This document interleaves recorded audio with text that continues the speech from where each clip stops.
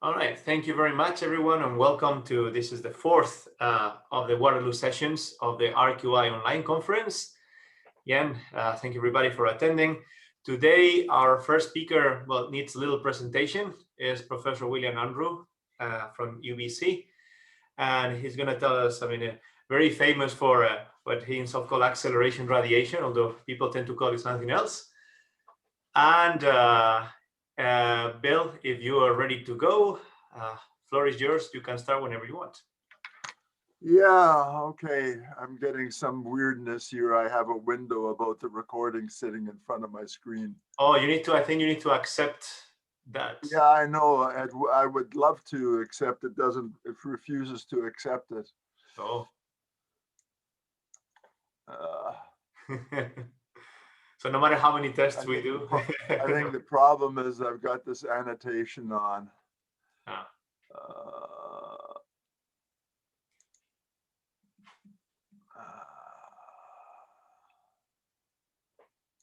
All right. Okay. All right. Finally got rid of it. Okay, yes.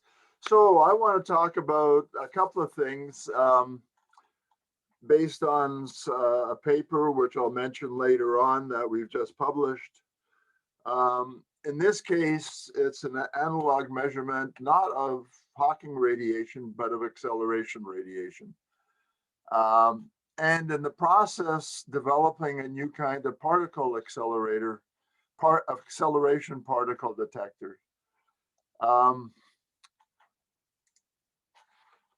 Again, I want to emphasize that one of the most amazing aspects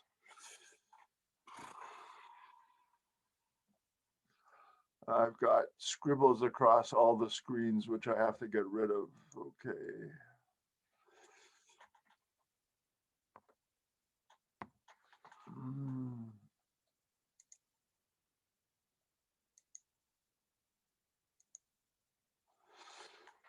Is the role of analogy, in a particular mathematical analogy. You have many different systems that are described by exactly the same or similar mathematics. When I teach a physics and music class, I point out to them that, the simple harmonic oscillator, whether you're looking at a musical instrument or whether you're looking at an electronic circuit or whether you're looking at a mass on the spring, they're all described by exactly the same physics. They're all analogs of each other. And in particular, can you describe some of the quantum gravitational particle creation, etc., things by use of analogies?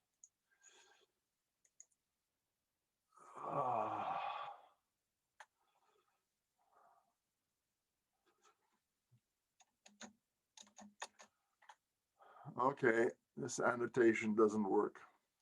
All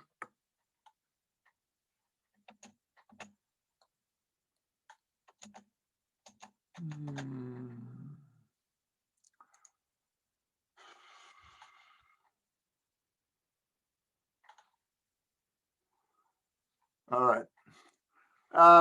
Hawking radiation, for example, was predicted in 1974. There's a temperature associated with black holes. Solar mass has a temperature about 10 to the minus 5 Kelvin. Very, very difficult to see against the 3-degree background radiation. But over the last 20 years, well, in particular the last 10 years, people have found various and sundry ways of seeing this. For example, an experiment we did here at the University of British Columbia about 12 years ago now was the classical, if you will, measurement. That's the measurement of stimulated Hawking radiation in an analog system, where we had a fluid tank of water. This is supposed to be a tank of water in which water flows along it, goes over this airplane wing-like structure to speed up the water going over the top so that it's going faster than the velocity of surface waves in the water, a wave generator here. And we were able to show that this system, if only one could see the quantum, because the quantum was about 10 to the minus 12 Kelvin. And in water, that's a little hard to see. One would see a thermal spectrum. Here's the spectrum one expects. If it was thermal, it would be a straight line. The little X's are what we actually measured in the system in this stimulated emission experiment, which I think is a pretty good straight line.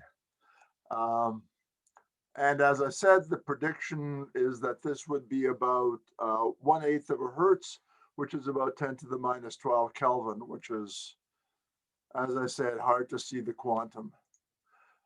Jeff Steinhauer ran an experiment in which he, in a Bose-Einstein condensate, and the advantage of Bose-Einstein condensates is that you can get down to 10 to the minus 11, 10 to the minus 12 Kelvin. And in order to actually see the thermal radiation given off by a horizon, in this case, in a Bose-Einstein condensate. Now, part of the paper that I wrote way back, published in 1976, I had written to Steve Fulling to point out at least some of this, but the particle detector part of it wasn't in that letter to Stephen Fulling in 74, was to try and answer the question of what in the world is a particle in a quantum field theory. After all of our theories now are quantum field theories. They are not particle theories, despite the fact that we call them particle physics or particle theories. They aren't, they're quantum field theories. What does a particle mean in a quantum field theory? And Leonard Parker had tried to define it in the cosmological context as this mathematical thing. You build modes and you look at the excitations of those modes, positive frequencies, all of that kind of stuff. And that wasn't very, particle is a physical concept. And I decided that what a particle is what a particle detector detects, which is tautological, but it shows you where you should be looking. And in particular, you should be looking at the particle detectors and see how they behave in various situations. For example, in my original paper, my detector was a particle in a box, a little quantum non-relativistic quantum particle in a box, which has various energy levels, and some radiation, let us say electromagnetic radiation, comes through, and it will excite this particle in the box. And when it does, you will say that you have detected a particle of this quantum field. Bryce DeWitt simplified this by having a two-level detector, by talking about a two-level detector with some internal state. For example, like a spin and a spin flip. This is really based, if you will, on Glauber's ideas for building detectors for electromagnetic radiation back in the late 1960s already. If you find the detector in its excited state, then it must have seen a particle. You can now go ahead and take a particle detector like this, accelerate it, and you find it in the vacuum, in the flat space-time Minkowski everyday vacuum, which everybody thought that they completely understood. And you find that it's thermally excited with a temperature proportional to the acceleration. Now, having been able to detect Hawking radiation, one of the questions is, could one do analog detect this kind of radiation? Can one accelerate a particle detector? This has got a lot of problems. One of the problems means that since we want constant acceleration, no matter how small that acceleration, no matter how small the temperature you're wanting to detect, this thing very rapidly leaves your lab. For example, if the field is traveling at the velocity of light, this thing will leave your laboratory in something like 10 to the minus 8 seconds. Or you've got to build your laboratory much larger than the size of the solar system. Both of these are not very useful things to have happen.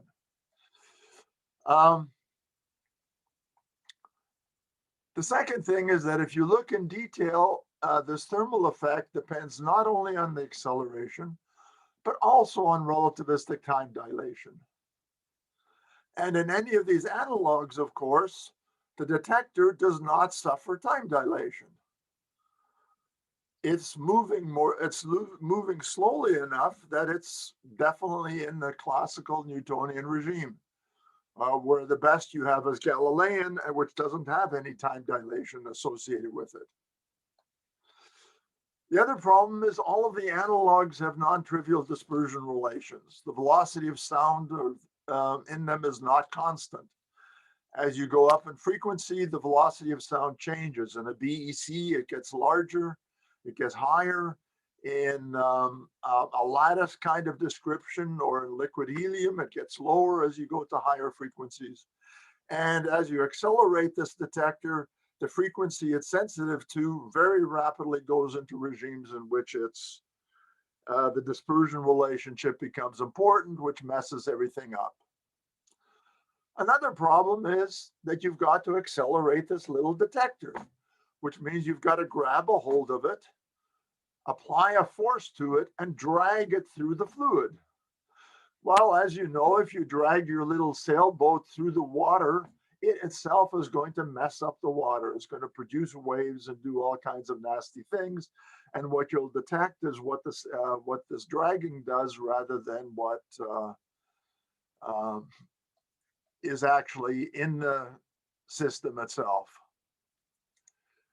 Well, Bell and Linnaeus had a way around at least some of these problems way back already in 1983 to 85, and that's to look at circular acceleration. It's also a constant magnitude of acceleration. Of course, the direction keeps changing.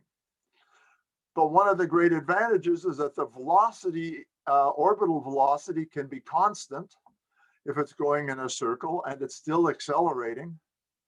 As a result, the time shift, the time dilation is a constant. There's just a constant relation between the time, the relativistic time, and the time in the lab. And that you can sort of scale out by hand. And you can also remain in the linear dispersion relation regime for the whole time as the detector races around in the lab. Furthermore, that detector can stay in the lab. You can do the experiment so it stays in the lab. This doesn't answer the problem of dragging this detector through the BEC is going to mess up the BEC or whatever it is that you're looking at. Now, Bell and Linnaeus suggested that perhaps one could do this in an electron storage ring where your thermometer is going to be the two levels of the electron, the two spin levels on the electron. The electron is automatically polarized by the magnetic field that keeps the electron going in a circle. Of course, the question is there a temperature? I gave a talk on this at one of Pissen-Chen's Monterey meetings at that time in the early 90s, where I mentioned this. And J.D. Jackson of electrodynamics fame didn't believe this. He had, in fact, in the early 1970s, done work on spin depolarization in a storage ring. And he said, look, it's just not a thermal function of the G factor of the electron. The magnetic field is such that the magnetic field that keeps the electron going in a circle and gives you the acceleration is also the same magnetic field that gives you the spin polarization. And so the relationship in energy between the acceleration and the spin polarization is constant if you have a constant G factor, but you can calculate for anything you want. And it doesn't look like a thermal thermal kind of function. I got worried by this. I redid the calculation, 2 thermometers. It turns out that there are 2 thermometers. The spin is one of the thermometer, and the vertical oscillation of the electron as it goes around the storage ring. It's a harmonic oscillation. That's another thermometer. And these two thermometers interfere with each other. They're being excited by exactly the same electromagnetic field, fluctuations in the electromagnetic field. And as a result, they're coherently being excited, and they cause interference with each other, which explains the wiggles. Here's, for example, the graph that Bell and Linnaeus had of the polarization of the electron as a function of the G factor. You notice it's not centered exactly at 0, and it's got these funny wiggles in it. And what I showed was that those wiggles came about because of this interference term. I could tell you stories about J.D. Jackson and my interaction with him in this, but I don't have time. If you look at a scalar field which is being circularly accelerated, it's not exactly a thermal spectrum. This T effective is what the spectrum is that the particle detector is going to get excited as. And you know, it's not a constant as a function of the G factor, or not a constant as a function of the acceleration. It's slightly lower at low frequencies than it is at high frequencies. This temperature here is what it would be if that constant acceleration were a linear acceleration. And you notice that the temperature, the effective temperature, does vary with frequency, but not very much, about 10%, plus and minus. And the difference between the acceleration, the circular detector, and the linear detector, again, is something like 10%. And 10% is pretty good. So this allows one to look at a system in which we get a very, very closely analogous effect. Notice that it's often claimed that the temperature is due to horizons. Circular acceleration has no horizons, still temperature. How can we measure this in an analog system? We have to accelerate the detector, drag it through the fluid. As a result, the measurement of this acceleration is much harder than it is to measure Hawking radiation. In Hawking radiation, you just have to apply a constant force to the fluid to make a waterfall. And the Hawking radiation is then, if you will, created by the horizon. You don't have to drag anything through the fluid. Well, Jörg Schmidtmeyer and I were at a workshop that Silke Weinfurter had organized in Nottingham about 3 years ago. And in the hallway after the meeting, we started talking to each other. And he said, look, isn't there some way in which we could use a laser in order to measure this? And I said, sure. And it took us about 2.5 years to write the paper, but that was because we did a lot more in the paper. There's a whole group of us, and we'll see their names in a new while.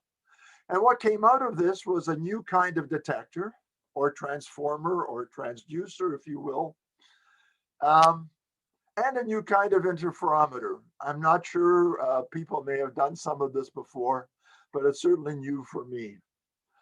And there's a whole group of people, primarily at Nottingham, students and postdocs of Silica, and Jorma Luko, who's of course a faculty member at Nottingham, and some people in Vienna. This is one of those papers that I think only Zoom could have created, because most of this work got done after COVID. And what is the detector? It's a laser spot. Now, one of the nice things you know about laser spots is that you can move them really easily. You just move the laser, or you have a little mirror, and you move that mirror, and the spot goes whistling around. And in this case, we're going to shine the spot on the BEC, and where this laser beam intersects the BEC is going to be my transducer or detector. What this is going to do is it's going to take sound waves in the BEC and convert them into fluctuations in the light beam going through the BEC. Now, usually when one looks at BECs, what one does is one smashes the BEC with a huge pulse of light, totally destroys the BEC, and then, for example, does time of flight measurements and so forth on the result. You've got to measure things in bursts like this, which would obviously be absolutely of no use for this kind of an experiment. The laser spot, on the other hand, simply interacts with the BEC at one little location, and one hopes has minimal effect. Well, at first you think, wait a minute, there's this bloody great laser spot shining through the BEC. That's going to really mess up the BEC. But before we get on the disadvantage, let's look at this. One of the things is that this transducer is a broadband transducer. No matter what the frequency of the sound wave that hits the laser spot, it gets transduced into fluctuations in the laser beam. As a result, unlike the detector that I used way back in '74, which was sensitive at a single frequency, and one would need a whole bunch of them to be sensitive at lots of frequencies, this thing automatically is sensitive at a whole wide range of frequencies at the same time. Furthermore, the detection of photons is far easier than the detection of phonons. We've had a huge technology built up over the last 100 years in quantum optics, in which we've learned how to really detect single photons at absurdly low frequencies, not quite hertz, but at absurdly low frequencies with very, very high efficiency. Now, that problem about the laser beam interfering with the BEC. One of the things we know is that the polarizability of a material depends on resonances in the material. If one has a simple harmonic oscillator and one goes ahead and one wiggles the simple harmonic oscillator at some frequency, we know that if that frequency is lower than the resonance frequency, the harmonic oscillator just moves with the force that's applied with it. It's in phase with the force. As we teach our students, if we wiggle this thing much faster than the resonant frequency, it's so fast you can hardly see it on Zoom, then it goes out of phase. And in fact, the response of the oscillator is exactly 180 degrees out of phase with the response of the oscillator.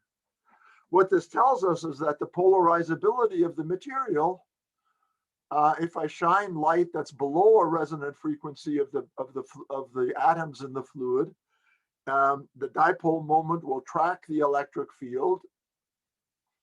If it's above the resonant frequency, the dipole moment will be out of phase with the electric field. And since the index of refraction depends on the dipole moment and the phase of the dipole moment with respect to the electromagnetic field, what you find is that below frequency, the index of refraction is higher. Above frequency, the index of refraction is lower than it would normally be. This also means that the force of the laser field on the atoms is opposite. The atoms tend to be attracted to a place where the index of refraction is high and repelled from a place where the index of refraction is low. So if we shine two laser beams of two different frequencies above and below the resonance through the BEC, the one of them will attract the atoms, the other one will repel the atoms, and the two together will just leave the atoms alone. The repulsion and the attraction can be made to cancel each other.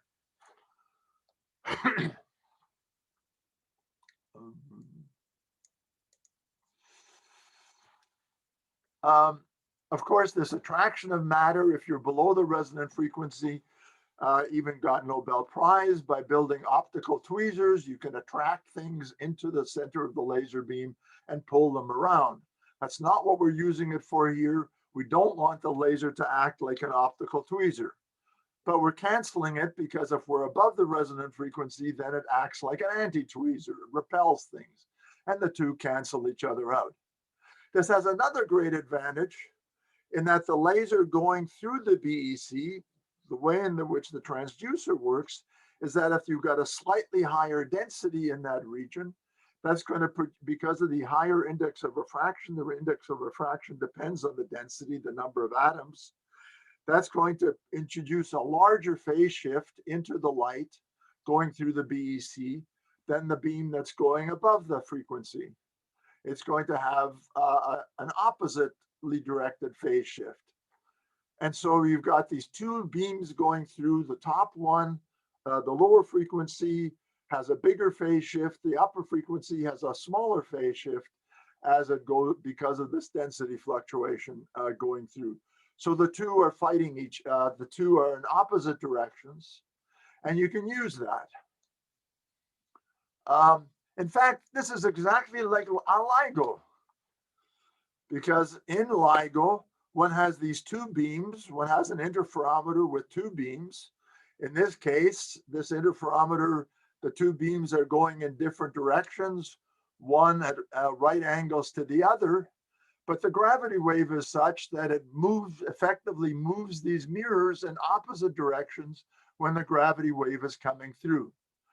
And it's this opposite direction, this opposite sign in the two beams that allows one to cancel out many of the noises in the LIGO interferometer. Absolutely crucial for the working of the LIGO interferometer. If you didn't have this, LIGO simply wouldn't work. Similarly here, we've got two different frequencies. We've got opposite effects of the density fluctuations on the two different frequencies.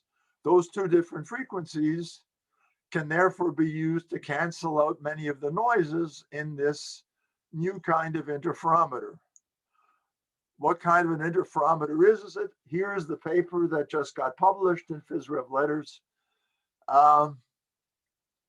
Here are all the people: Cisco Gooding, a former graduate student of mine, now a postdoc of Silicas, Stefan Biermann, postdoc at also in Nottingham, Sebastian Ernst, who's in Vienna, Jorma Luca, faculty member at Nottingham, Jörg Schmidtmeyer, the leader of an experimental group in BECs, etc., in Vienna, Silke Weinfurtner, etc. So these are, and all of these people were absolutely crucial to our understanding what in the world was going on. So what's the system? The system has a laser beam coming in. It goes through a modulator, a microwave modulator, which splits the laser beam into two laser beams, one at higher frequency and one at lower frequency. We have those two frequencies exactly straddle the resonance of the atoms in the BEC. We filter out that central frequency because we don't want him. He's going to mess things up. And he would get absorbed by the BEC because that's right on resonance, at which the BEC is highly absorptive, and heat up the BEC and destroy it. We then put it through a deflector, which deflects the laser beam so that it goes in a circle. And that then goes through the BEC in a circle. So this is my detector, and I'm accelerating that detector by having it run in a circle. Notice it's a hell of a lot easier to have a laser spot go in a circle.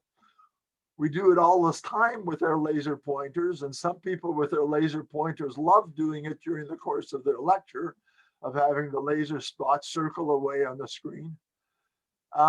We can then focus this down onto a photodetector. You get interference there and actually see the small fluctuations produced by the sound waves in the BEC.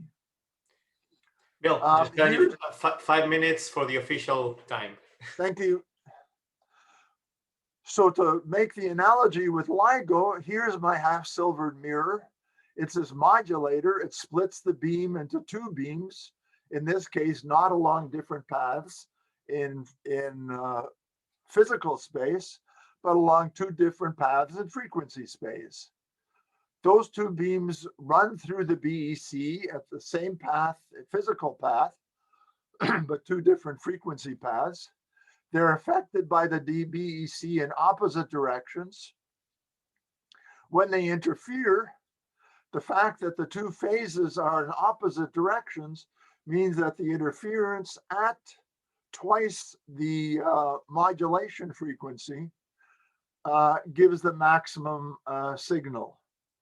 So instead of looking for fluctuations of the laser beam that are at hertz, the hertz that the sound waves in the BEC would be at, these fluctuations are all occurring at the microwave frequencies, namely, hundreds of megahertz or gigahertz instead of at hertz, at which our ability to detect fluctuations are far, far, far more sensitive than they would be at hertz.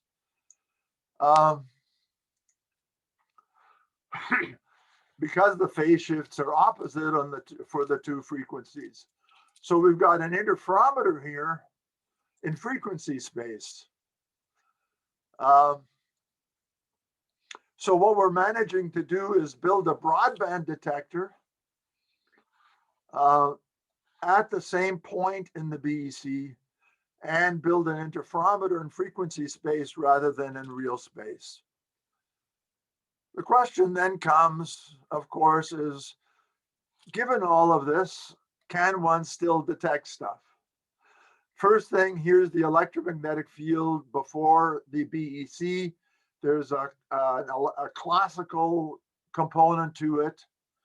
There are this is after it's gone through the beam splitter or the modulator. And then there are the annihilation and creation operators associated with the electromagnetic field, which I'll call A and B, are sitting over here.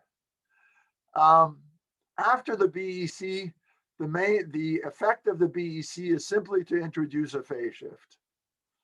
And that phase shift is due to the density fluctuations in the BEC. And they're opposite density fluctuation, opposite phase shifts in the two beams of the interferometer. We have the Gross-Piatowski field of the BEC. It also has annihilation and creation operators in it. The phase shift coming out of the whole system, I'll call X nu as the difference between the upper and the lower frequency band, the annihilation operators. In the upper frequencies, the ones that are higher than the central frequency in these demodulation bands, and Y is below the center, the difference below the center. The reason will become here. D is the annihilation operators inside the Gross-Piatowski field. And what we find is that after it's gone through the thing, we find, yes, the BEC has absorbed some of these fluctuations in the upper band, but it's given off exactly that same energy into the lower band. Mu is the coupling coefficient here. And so the effect on the BEC is it leaves the fluctuations in the BEC alone, except adding some additional fluctuations from the fluctuations in the laser field. So one has a minimal impact on the BEC. One isn't, for example, amplifying or damping out the fluctuations in the BEC. One is adding a little bit of extra noise, and that happens with all detectors or amplifiers or whatever, but in a minimal way. This also suggests that one could perhaps use two-mode squeeze states in order to reduce this noise, the effect on the density fluctuations. So this has got a huge number of similarities to LIGO. And one of the things in the paper was to determine that if we use reasonable parameters, this thermal signal inside the BEC is just detectable. Here, for example, is a plot of our signal to noise, and I would refer you to the paper for more details with the various parameters that we have inside this material, in which case this was cesium-133 that we used, turned out to be one of the best materials. The BEC has about 10 to the 6 particles in it.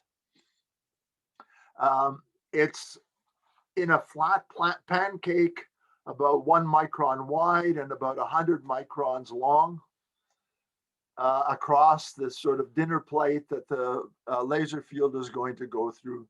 And we notice that the signal to noise ratio isn't great. You know, it's in single digits, but it's detectable. If this were 10 to the minus 5, close up and go home. If this were 10 to the 5th, this would be far too easy. It would present no experimental challenge whatsoever. So this is a real challenge.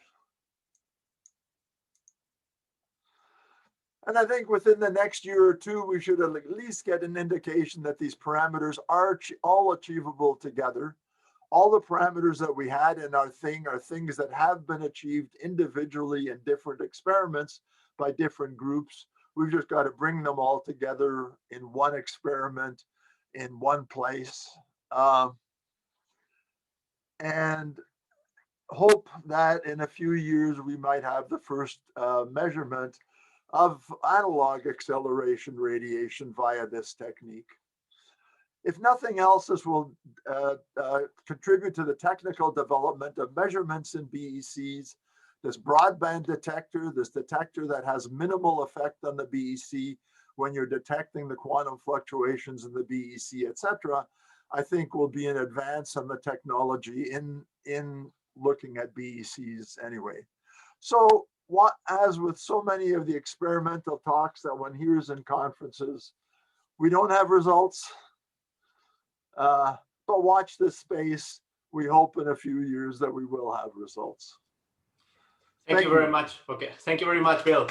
I'm sorry. Sorry I went over time.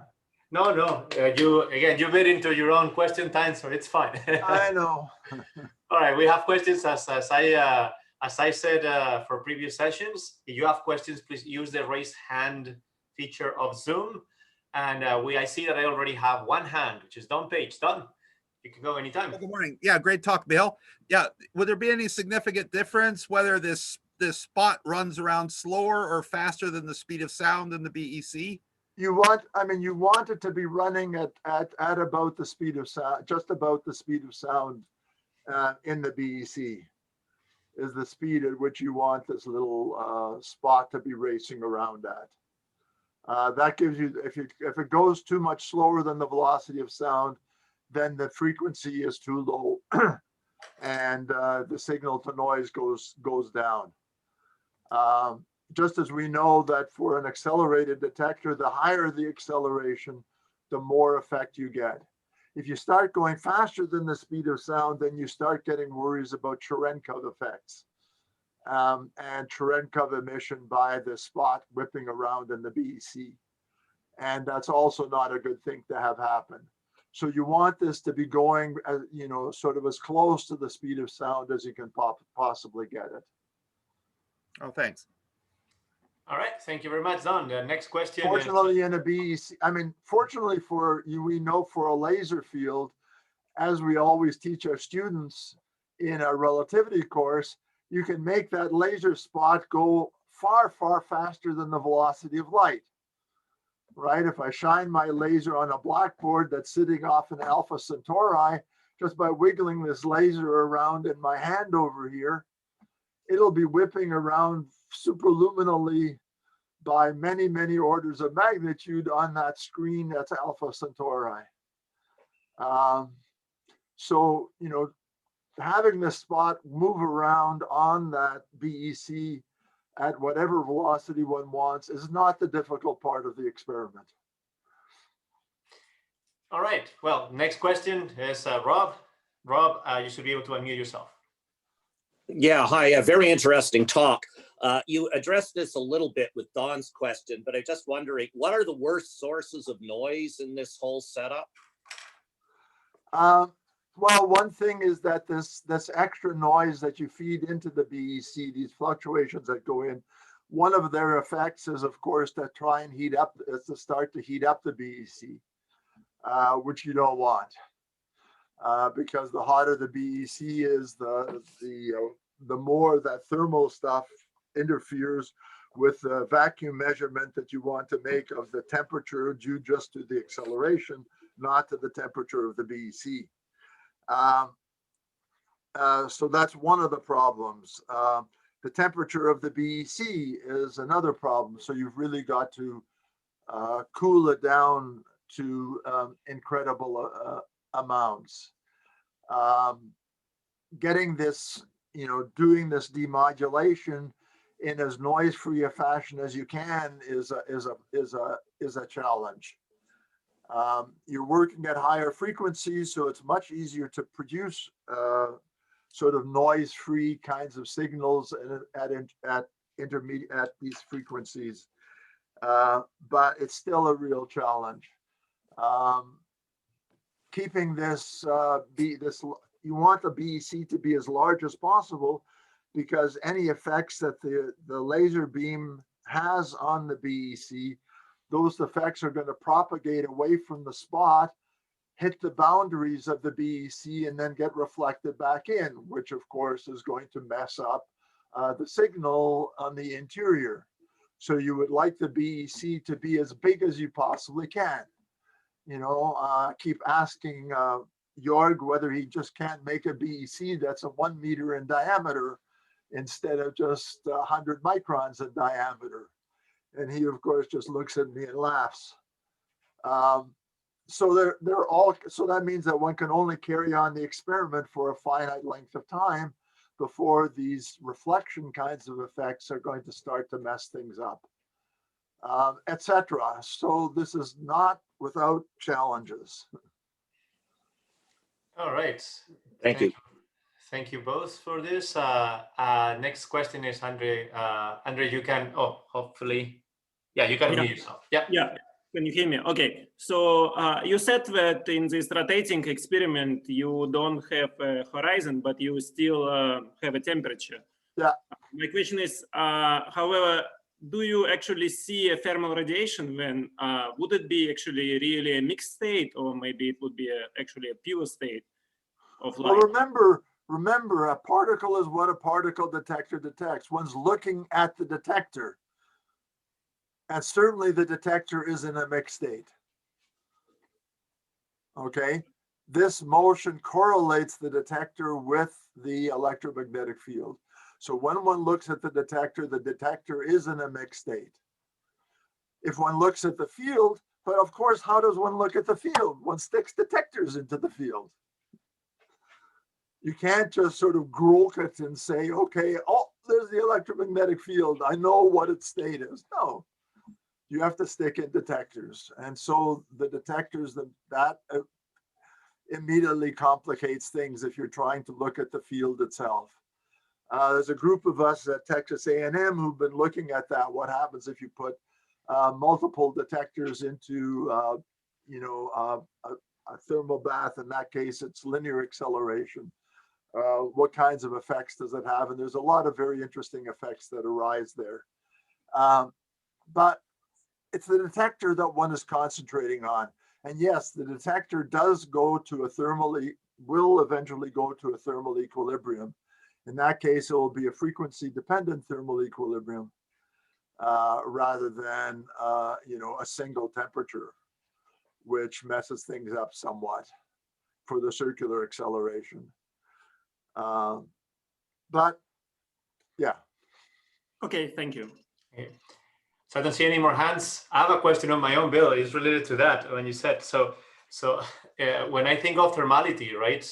I think that when you stick a thermometer into something that should be thermal, the thing should thermalize regardless of the kind of thermometer that you use. But of course, you have now a frequency dependence. So in a way, the temperature at which the thermometer will thermalize depends on intrinsic parameters of the detector? I mean, of course, because every mode thermalizes if you want a different frequency here. Why are you not so bothered? You said 10% is low. I would be bothered. I mean, but you have probably better reasons. Why doesn't that bother you as talking about thermality in those cases? It doesn't bother me because it's something I can actually do. Are you bothered that when you stick a thermometer in your room, it's almost certain that the temperature at the ceiling is different from the temperature at the floor, which is different from the temperature on the outside wall, which is different? You look at that, you say it's 21 centigrade in my room, you know, and if over there it's 22 centigrade and over there it's 20 centigrade, you think that's a pretty good thing. I mean, usually in rooms, the difference between the outside wall and the inside of the house might be 5 degrees, which is. I would say it's a bit different, no? That's exactly what you're doing here. That this system now, instead of in physical space, is in frequency space, that in different frequencies, it has a slightly different temperature.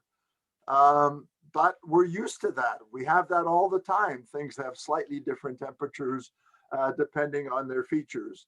The surface of the sun is not 6,000 degrees. Some places it's 8,000 degrees, and some places it's 5,000 degrees. Do we say, the sun hasn't got a temperature? No. Okay, I'm gonna accept that answer, but I will still say a couple of things about that. Would I like it if one could do the linear acceleration? Of course. Right. That would of course be nicer. But you know, we does as we can. Right. And NSERC is not going to fund me for a laboratory the size of the solar system. Fair enough. All right. If there are any more questions, I don't know if I'm going to give like time for one more question if somebody has one. It doesn't look like it. But in any case, oh, Silke, is that a hand? I don't know. Yeah, okay. So Silke, you can unmute yourself. Thank you. Well, if you have one more question, Bill, you mentioned that you interacted with Jackson. And you said with Jackson, the guy who wrote the book, I guess, the electrodynamics book, and you said Jackson, you had yes. Sorry for my pronunciation. So you mentioned that you could say something about interacting with him. So right. So I did this calculation, and one of the people I was trying to convince that this really was like acceleration radiation was Jackson. So I sent him my calculations. About a day or two, maybe let's say 3 days later, he wrote me back an email and he said, Bill, I was looking through your calculation and, and there's one place, and I'm making up these numbers because I don't remember them. And there's one place you have that this effect goes as, 937 over 2,146. Are you sure that that shouldn't be 915 over 1,942? And I just stared at this and I went off, did the calculation. He was right. So he had taken this calculation, which he, as far as I know, never done in his life. He'd done similar ones back in the 70s, which was 20 years earlier, and he was now, I don't know, 70 years old or something at the time. And in a couple of days came up with, finding this mistake in my calculation. So Jackson was a bloody good calculator. All right. Okay. It was astonishing. So we've kind of exhausted the time. We're in negative time now, but that was really nice. Sorry. No, that was great. Thank you, Bill. That was a great talk. Let's thank Bill again. I'm going to do it on behalf of all the people muted. All right. And we are ready to move to the next speaker, Cisco. Cisco Gooden, can you maybe check? I'm going to pause the recording for a sec. Right, so our second speaker of the session is Cisco Gooden at the University of Nottingham. And Cisco is going to tell us more about analog Unruh detectors. So the floor is yours. Thank you very much. After Bill's nice introduction to these ideas, I'm going to talk a little bit about more technical obstacles and details associated with this idea and implementing it experimentally in both the BEC system that Bill talked about and also in the superfluid helium system that I'm going to describe in a small amount of detail. But that's also possible for an implementation. The three main topics that I'm going to elaborate on. One is just a quick description of the circular Unruh effect in how it relates to the experimental implementation. And then I'm going to talk about BECs and superfluid helium analogies. And the main part of the talk will be quantum signatures and detection noise, and really about how we pull this signal from the laser field that picks up the fluctuations from either the BEC or the superfluid helium surface waves, it will turn out, along a circular trajectory. So as Bill described, the linear Unruh effect, he of course calls it acceleration radiation, but most of the rest of the community knows it as the Unruh effect. The simple relationship between temperature and acceleration, and just a heads up, this is the only equation in any of my slides that has constants in it. So after this point, natural units will be used. But this picture is slightly changed in the circular case. There's an order 1 correction factor that depends on frequency that Bill showed this old graph from, I'm not sure if it was from his paper or from Bell and Linnaeus's paper, but that small wiggle or 10% plus or minus variation in the temperature, it has counterparts in just different scalings of the circular temperature compared to the linear one. And this plot is from our extended PRD from last year that has some theoretical details about 2+1 and 3+1 Unruh temperatures and analog Unruh temperatures. And this particular plot is an ultra-relativistic limit for a 2-level detector, and it just shows the quantity being plotted is the ratio of the circular temperature to the linear one, and the variation on the x-axis is just the detector gap for that 2-level system scaled by the acceleration. So you get this pretty nice agreement in the ultra-relativistic limit, which is going to be the one that we care most about for experimental implementation. So the use of analogs that Bill described, there are lots of good reasons for wanting to explore these analogs for things like the Hawking effect and Unruh effect. The first observation that leads to these analogs being very promising is that long wavelength excitations in BECs obey effective relativistic field theories. And the crucial difference is that the propagation speed for these effectively massless field theories is 12 orders of magnitude lower than it is with just regular electromagnetic propagation in vacuum. So the effective speed of light, it goes down to the sound speed.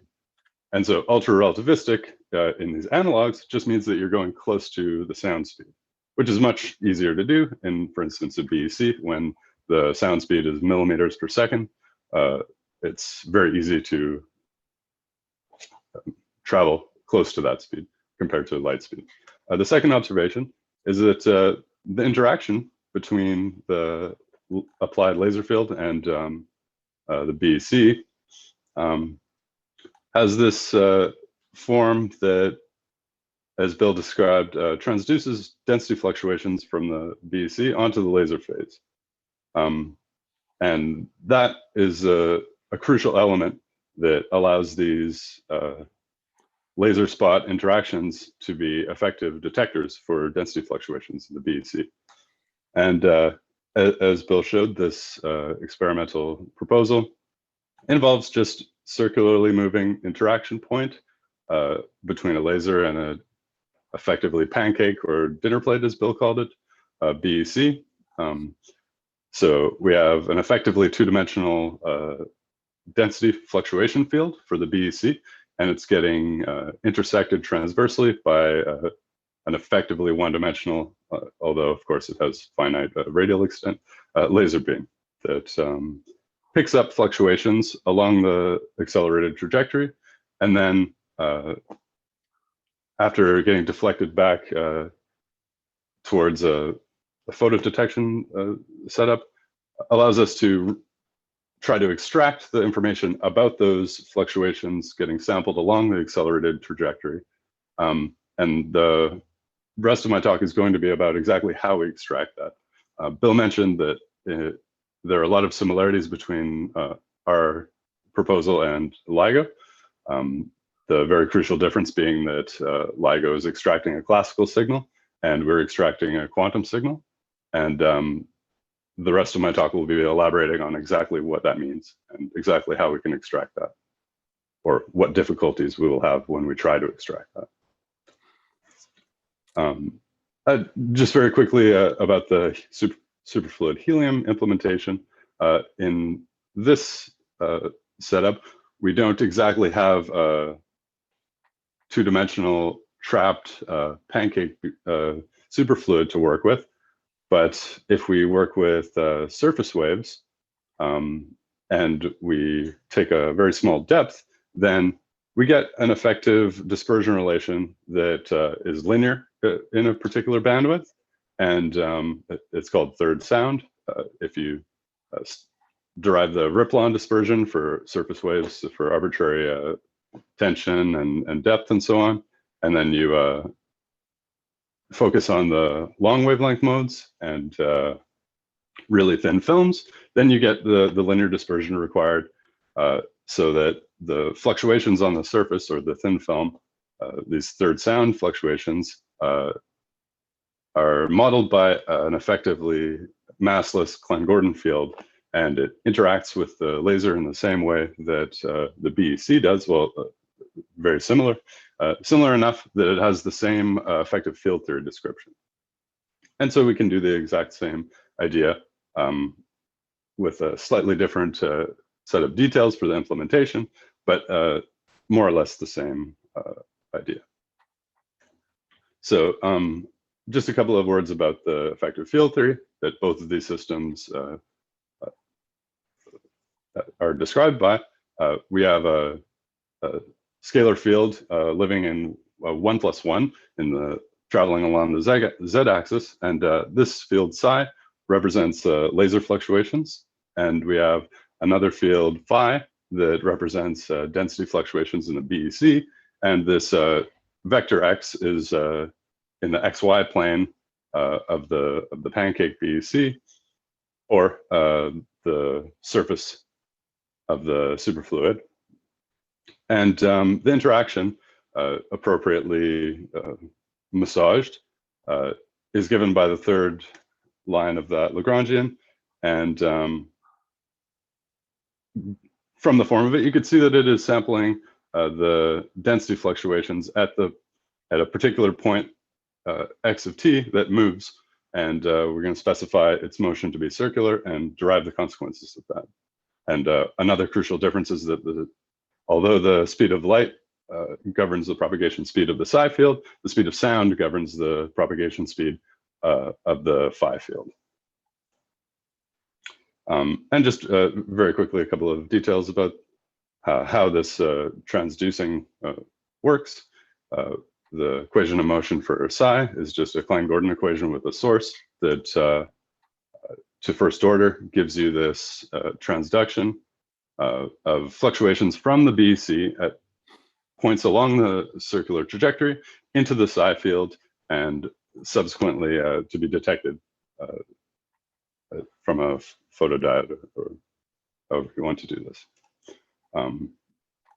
And as Bill pointed out, the nice thing about this circular motion is that you have this linear relationship between the analog time-dilated field, which has a constant time dilation, and the laboratory time. So this nice constant relationship makes it much easier to do the analogy and more tractable in this not being able to not having to deal with dispersion and runaway effects of the acceleration and so on. So these are the specifications of this field theory and this interaction trajectory. And just to very quickly see that this is behaving like what we want for a detector of acceleration radiation, we just think of an idealized situation where we start off with both of these fields in their vacuum state, and we ask the question, well, when will this interaction give us transitions from that ground state? Or when will our detector click? And using first order time dependent perturbation theory, we can show very quickly in analogy with the classic calculation that Bill did that the transition amplitude vanishes for static trajectories, but is non-zero for accelerated trajectories, and in particular for this circular trajectory. So our detector will be giving us a click if we have an acceleration, and it will not give us a click if we don't, in this idealized description. And just a further detail on this, you take the square modulus of the transition amplitude, divide by the total proper time interval, and sum over all possible final states for the BEC field, and you get a excitation probability that is the integral of the Whiteman, or the Fourier transform of the Whiteman function for the BEC field along the interaction trajectory. So this is in direct analogy with under DeWitt detectors of accelerated under DeWitt detectors for a scalar field.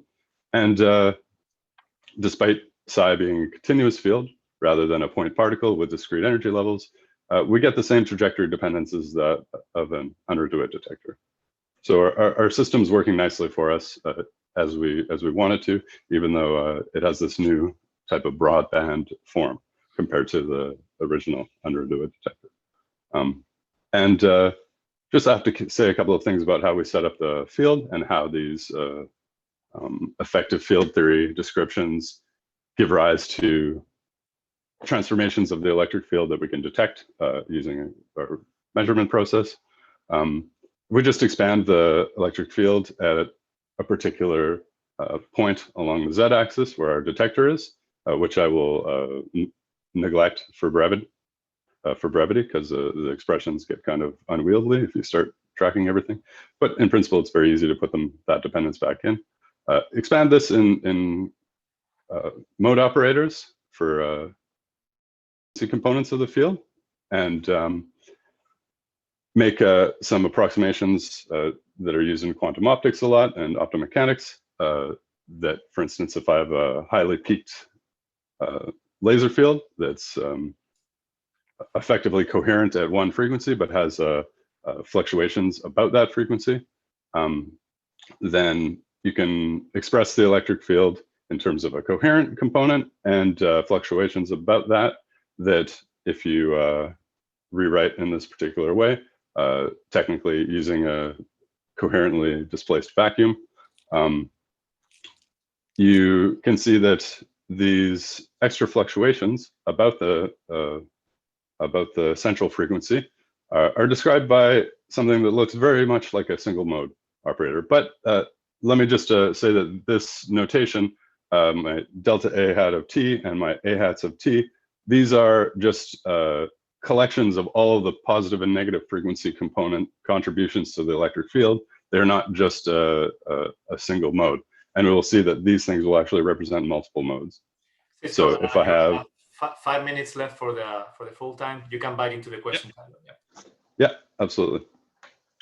So when we have modulated signals, we can do the same type of nearly monochromatic description, but with two peak frequencies. If the modulation is much less than the laser frequency, then these things can still have that same nearly monochromatic form while still having frequency variation at the modulation cycle and at the BEC frequencies within that band. So we just call these two splits labeled by plus and minus, and do the exact same mode decomposition and re-expressions as we did for the nearly monochromatic case, and including the interaction from the BEC or from the superfluid helium surface waves. We just get this contribution to the phase of these mode operators that when you have small couplings, just gives you a redefinition of what the fluctuations are for the electromagnetic field mode operators. And this is the ones, this is related to the description that Bill gave in terms of the full back-reacting mode operator transformations that this simplified version is the seed for. So if we want to ask questions about the quantum signatures, we have to either do photon counting, and according to Glauber, we just set up these absorptive detector structures so that we only have a click when our detector has absorbed a photon. And if we look at the delayed coincidence probability for 2 photons to be detected, we see that there's a second order contribution to the delayed coincidence probability that has a contribution from the Whiteman function along the trajectory that we're sampling in the BEC. And that's what we would like to see if we want to say that we have observed the under effect. We want to extract this Whiteman function along the trajectory and show that it has the properties of the, that we expect for an accelerated detector. The unfortunate thing is that in the time domain description, we only get the real part of this Whiteman function. In 2+1, this is a constant that's related to the gamma factor along the trajectory. And as Jorma has pointed out, this amounts to a very fancy speedometer. In 3+1, the real part has a lot more information. So there are questions about whether we can relax this 2+1 approximation and include that other dimension, or whether we could transform the field after interaction with the BEC in such a way that we can extract the imaginary part of the Whiteman function also. In the frequency domain description, this amounts to the difference between the symmetrized power spectrum and the anti-symmetric part of the power spectrum for the laser field. Classical detection, square law detection will just give you the symmetrized part of the power spectrum. And so we have to work a little bit harder to extract the piece that has the smoking gun evidence for the under effect as well. And I had a couple of slides just about optomechanics and how we pull the difference between the positive and negative frequency parts of the power spectrum. But I'm going to skip ahead just so that I could finish without going too much over time.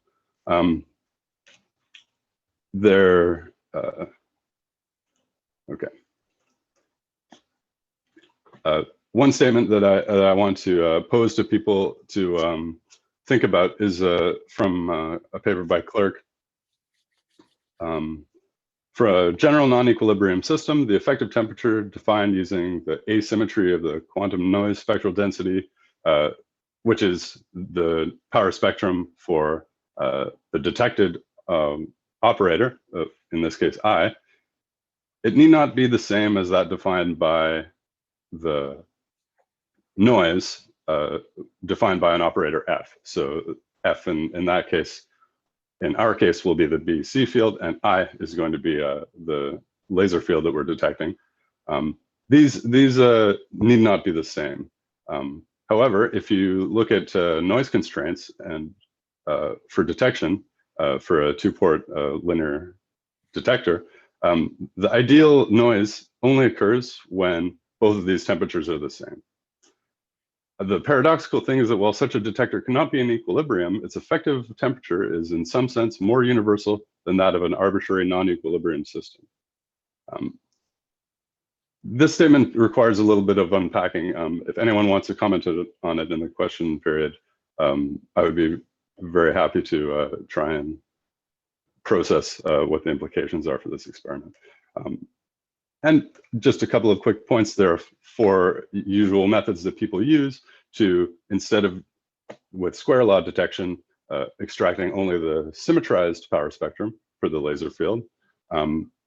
If you want the full power spectrum, you have to be a little bit more clever. You can either couple your noise in the laser field to a 2-level system, which has kind of a nice aesthetic interest in the under detection, because of course, historically, the 2-level detector has been used quite a lot for that purpose.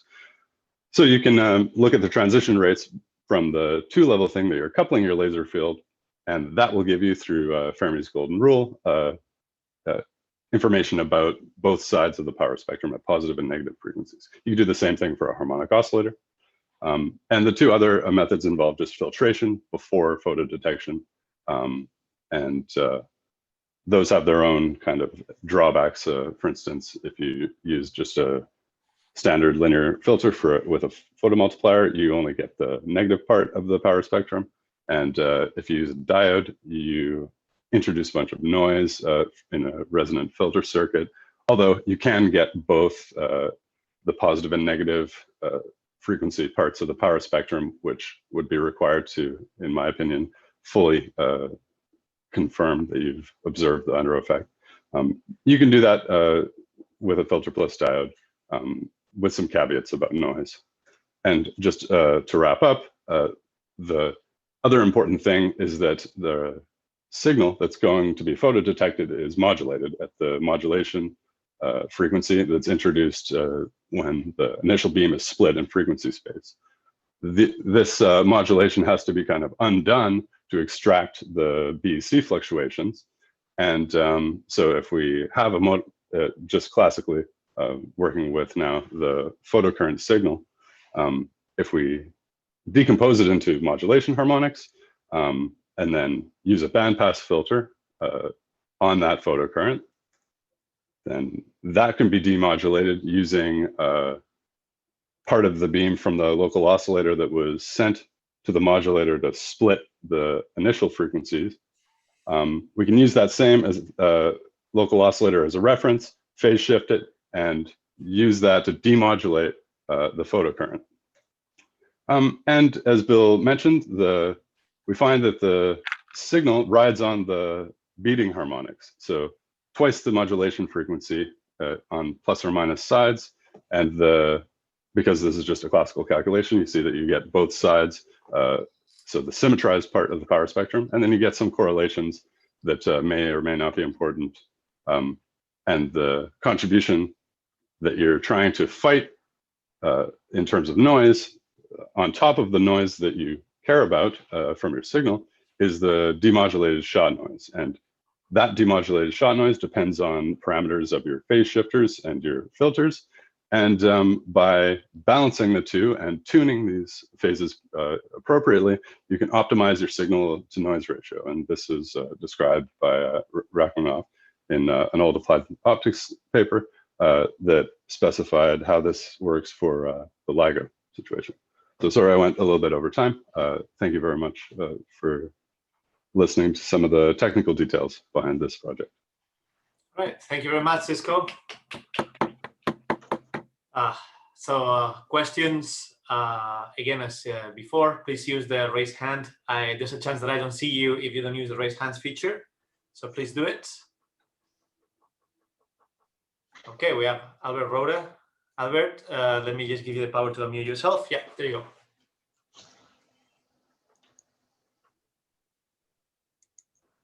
Albert, you should be able to unmute yourself, right? Or maybe not. Now, sorry, my bad.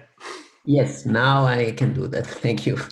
Okay, thanks for this interesting and very dense talk, or a bit dense. So I had Yes, a question just to get the feeling for the, so you have this modulation of your signal on these sidebands at these microwave frequencies, hundreds of megahertz or maybe gigahertz. But on top of that, I guess you want to see the time dependence that corresponds to the frequencies of the relevant modes in your BEC, or the sound waves that you are exciting. Those are what, the hertz or hundreds of hertz, or what is the frequency that would correspond to that? Hertz. Hertz. Okay. They're very maybe hertz and tens of hertz. I haven't checked recently, but yeah, so very low frequency signals.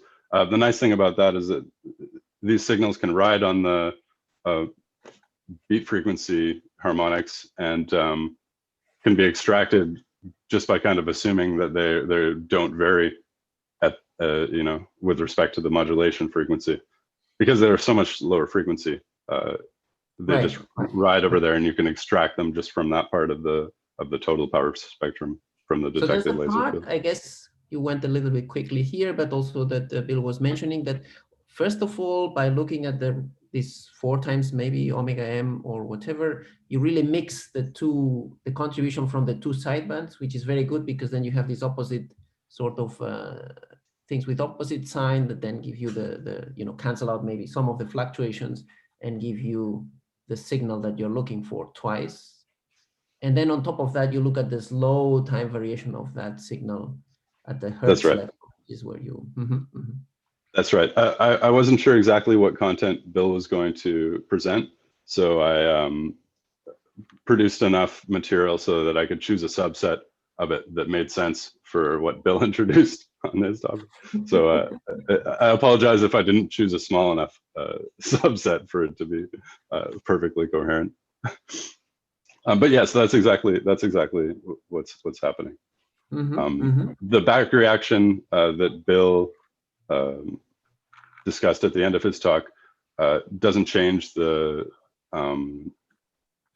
structure of the signal riding on both of those sidebands and having to deal with the symmetrization and extracting the right part of the power spectrum. It changes a little bit about how each noise contribution affects your ability to extract the signal, but it doesn't change any of the main points.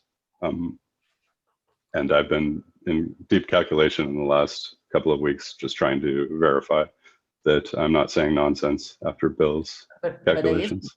Nevertheless, as Bill was saying, I mean, the back reaction does excite somehow the BEC in a way that if you wait for some time and you start getting these reflections, then that will sort of complicate or mess up the signal that you're reading out, right? Yes, it slightly tips the balance for different parts of the power spectrum that you're going to be extracting. Whether this can be used, whether the balance tipping from the back reaction is enough to exploit, to pull the right part of the signal, that remains to be seen. Whether this tipping of the balance is going to disrupt anything with respect to our non-destructive aspect of the measurement, that remains to be seen also. There are still lots of open questions. I see. Okay, thanks. Well, I mean, I guess there are other questions, but otherwise afterwards, if you want to elaborate on that point you mentioned, the discussion about the, you know, the coupling of the 2 different, you know, of the thermometer to a non-equilibrium system and the different temperatures one could assign to, but maybe if there are other questions, you can leave that for the end if there's time. Yeah, we have a, thank you, Albert. We have a number of questions. Next one is Sulke. Sulke, you can mute yourself. Yeah. Yeah, so I just wanted to add to this conversation. While obviously back action is expected in these systems, I would say there is a great value of learning how to deal with, you know, in a realistic situation, any measurement of a quantum system will lead to some back action.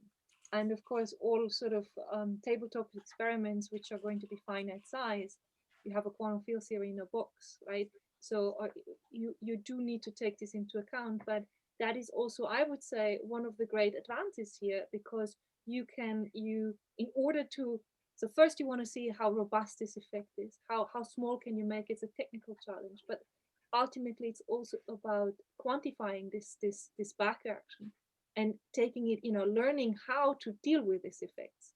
So I think this is something I'm very excited about. So while initially we want to avoid it as much as possible, I think the future has to be to even try, if they're not already there, but to try to make them significant enough to show in these experiments, and then to sort of include them in the calculations and predictions. So I don't think this is necessarily a bad thing. I think it's something we need to learn to deal with from a modeling point of view. Yeah, and Bill's frequency domain description did exactly that. It takes into account back reaction from between the fields onto each other, and how that alters the mode expansions and whatnot. And I've been working at the time domain descriptions of that same thing, and just seeing how that leads to signatures in the detected field that we may or may not be able to see.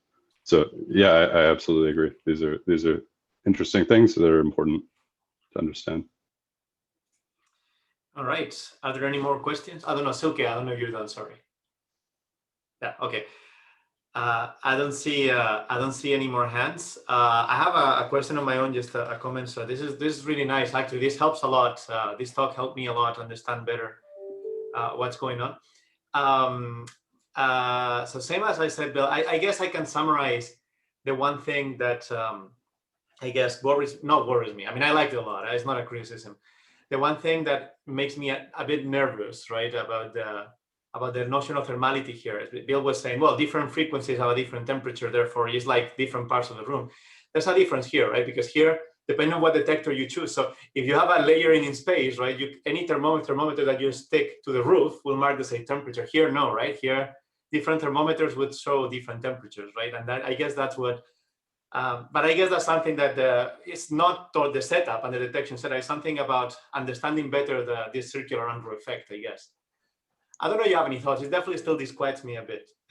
I mean, there are a couple of features that we just want to see in these analog systems that are features of the idealized field theory under DeWitt detector going on in a circle. And for us, if we see those features, we have succeeded. Yeah.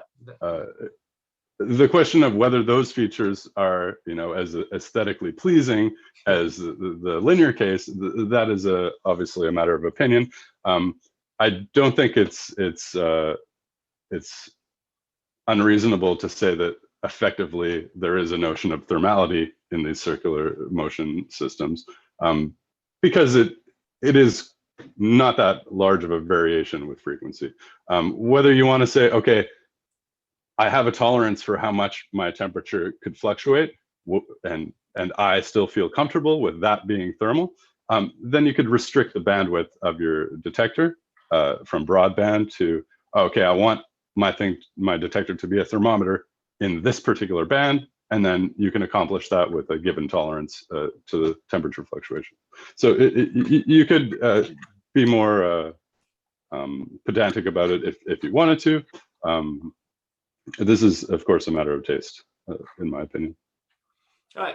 Thanks so much. There's one question second question from Albert. Albert, maybe make it like shorter, but yes, I'll make it short. So maybe you can skip the other longer discussion about the thermocouple systems. Yeah, but of course, yes. It just dawned on me that I was interested in the experimental realization. So presumably, if I understood correctly, from this modulation you use, you are boosting the signal, which would otherwise be very small, proportional to the square root of the intensity of the laser field, for example. But anyway, the question is, yes, how does then the signal, which is small, compared to the shot noise that you have? That I guess is one of the. So, do you have a feeling for? I mean, what's the number of photon? What's the size of, at least compared to shot noise, or how does it depend on the intensity of the laser that you use? It depends on a number of things: how you do the demodulation, how you filter the initial laser that goes into the BEC, because little pieces of other bands from higher harmonics come in and affect your signal, both your shot noise and your signal that you're trying to extract.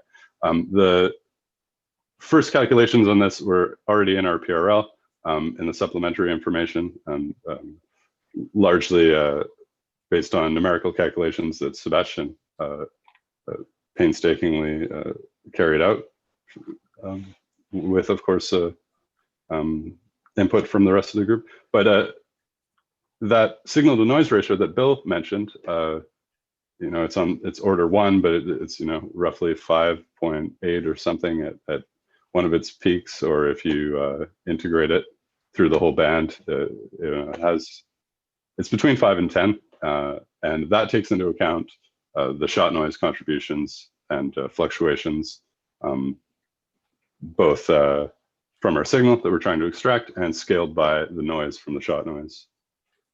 So those are already described a bit in our paper. So Basically, they're small enough, the shot noise is small enough that we have a signal to noise ratio over 5. So that's about all that we can quantitatively say about it right now. But I don't know if that answers your question. If it were just the shot noise that you were trying to beat, I mean the photon shot noise, then by increasing the laser intensity, you could presumably improve that. But I guess at some point you don't want to do that too much so that you don't hit up the BEC too much. So is it these values? Yeah, there's definitely a heating constraint. That's the one threshold for scattering. I think the threshold for us is like 0.1 photons per second absorbed by the BEC. Then those figures for the signal to noise ratio, at least concerning this photon shot noise, is taking into account this trade of the limits or the maximum intensity that you can use. Yes, absolutely. I see. Yeah. Okay, thanks a lot. All right, we don't have more time for questions, but I'm going to make another comment that Rick wrote here on the chat, so everybody knows that there was these talks by Chris Fuster and Maximilian about the Fuster-Wirtz formalism. That's Hilke. This was pointed out as Hilke as well, right? The analogy between this kind of detector and the Fuster-Wirtz formalism for QFT, right? For measuring quantum fields. So maybe that's something interesting. I know that you already know because Hilke was the one who brought up the parallel before. But I think it was worth mentioning here because there's something very interesting relating that so very abstract formalism and the Fuster-Wirtz framework, right? With something that you can actually do in a lab. So maybe that's something worth exploring, right? Absolutely. Yeah. Thank you. Thank you for pointing that out. Can I make one addition? There's one because go ahead. There's one interesting connection which I also think is this this whole thing Albert mentioned, right? If you increase the intensity of your laser beams, you can up to some limits, of course, but you can increase accuracy.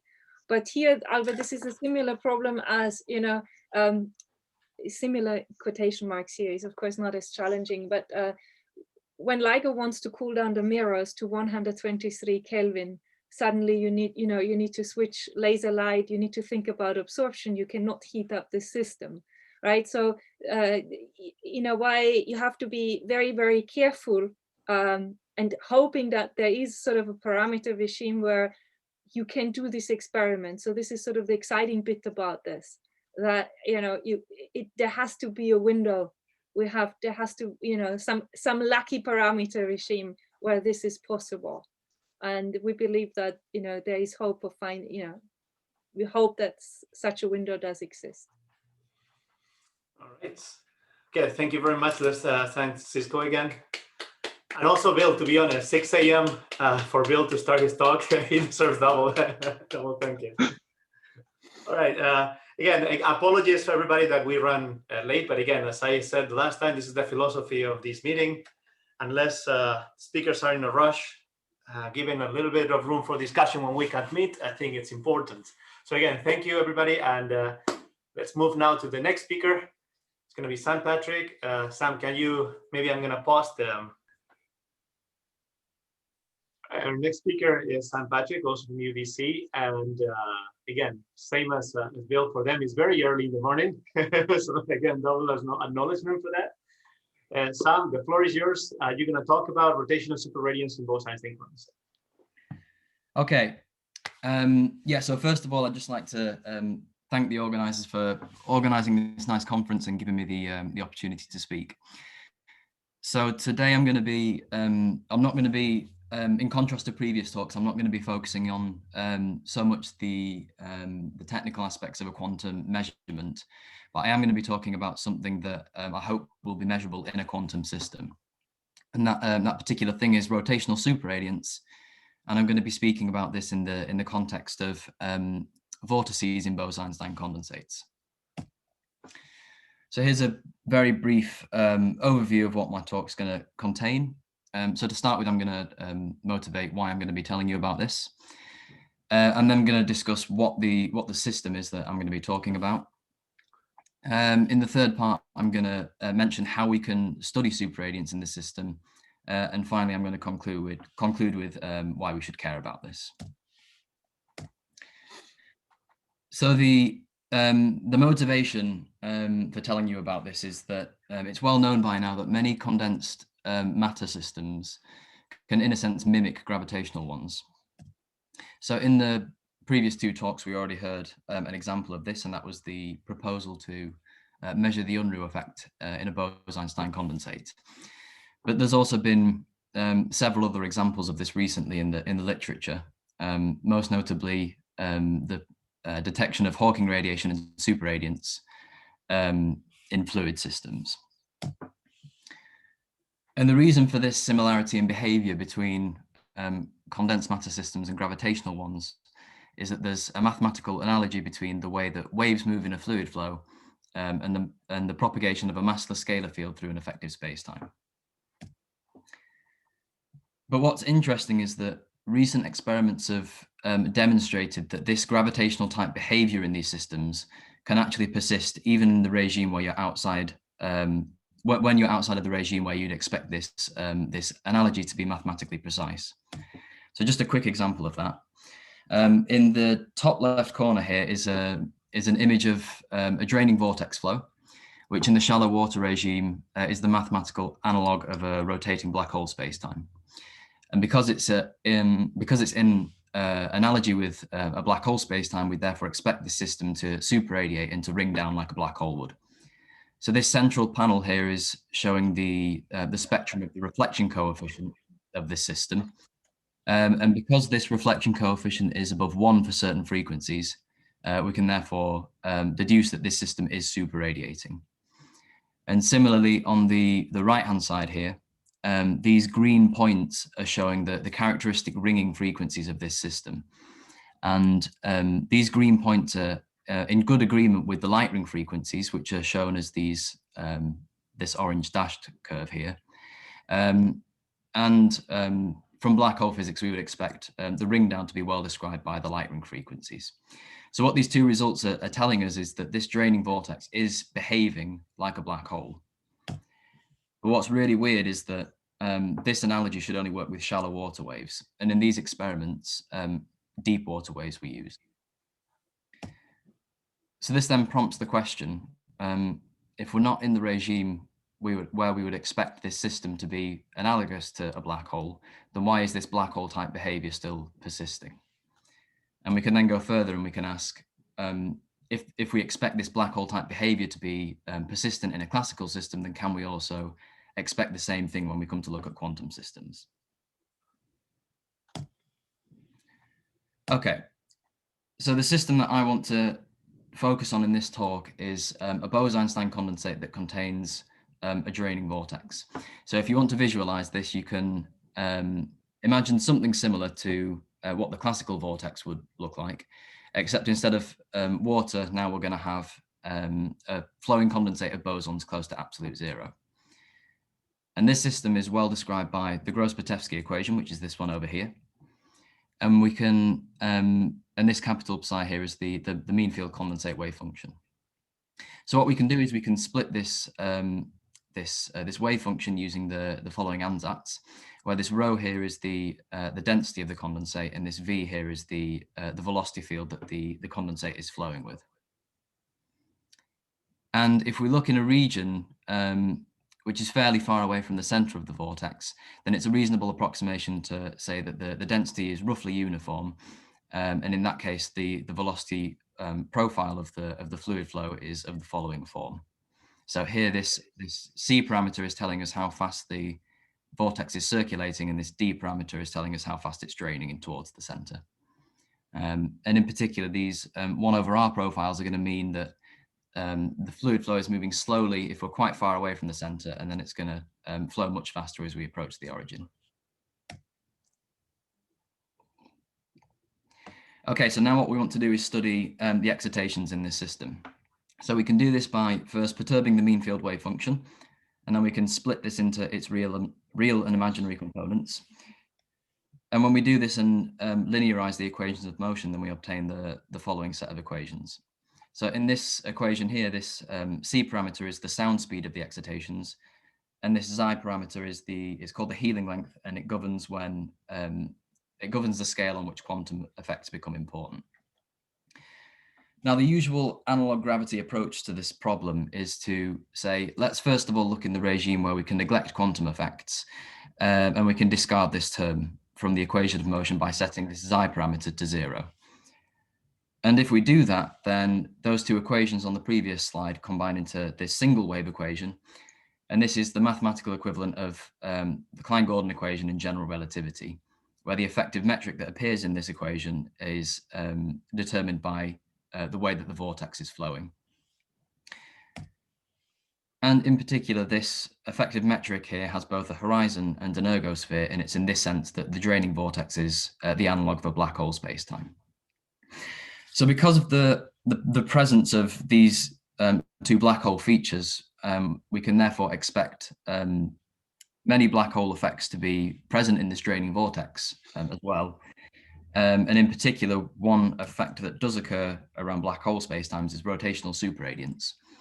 So rotational superradiance is defined as when a wave which is incident on a system is scattered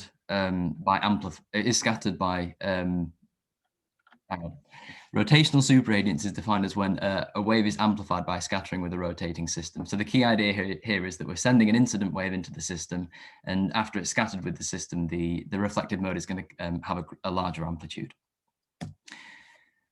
So if we're in the regime of analog gravity, where we've neglected quantum effects, then we can use the standard tools from black hole physics that are normally used to study superradiance. And we can use these to show that the scattering coefficients obey the following equation. So if we have superradiance, then this means that this reflection coefficient should be greater than 1. And from this equation here, we can see that this is going to be satisfied if this prefactor here becomes negative for certain modes in the system. And if we restrict ourselves to looking at positive frequency modes, then we deduce that superradiance will occur when this criteria is satisfied. So here, this omega is the frequency of the modes, this m is the azimuthal number of the waves, and this capital omega h is the rotational velocity of the fluid flow on the horizon. So this would be our conclusion about superradiance in the regime of vanilla analog gravity, but it doesn't say anything about how superradiance will occur if we're not in that regime anymore. So this then prompts us to ask, should we even expect superradiance once we include these quantum effects by not setting Xi equal to 0? And if we do expect superradiance, then what's the equivalent of this superradiance condition here? And if we're going to answer these two questions, then we're going to need some different tools, because the ones that led us to this point can only be applied to the vanilla analog gravity regime. So this then motivates the how we're going to do this. Okay, so the approach that I want to talk about is going to be based on the dispersion relation of the fluctuations. So the way that we can obtain our dispersion relation is by assuming that our fluctuations look locally like plane waves. And the key idea here is that these amplitudes are going to be slowly varying when compared with the phase of the waves, so that when we plug this ansatz into the linear equations, we can discard derivatives of the amplitudes, and then we're left with, we can combine these two together and we're left with the following equation, which is the dispersion relation for the system. So what this is doing is this is relating the the frequency in a reference frame which is co-moving with the fluid, which is this capital omega, to the modulus of the wave vector, where here I've written it down in polar coordinates. So what I'm going to be interested in the next couple of slides is how this radial part of the wave vector, which is this Kr, how this changes, how its local value changes depending on which radius we're looking at in the system. So the goal of what we want to do here is to see how we can obtain this superradiance condition, but purely from considering the dispersion relation. So I'll first do this by considering the vanilla analog gravity scenario, because once we understand how to do it in this case, the method naturally extends to the case where we don't set xi equal to 0. So when we're in the vanilla analog gravity regime, we've got the following simple form for the dispersion relation. And we can put this into this form here.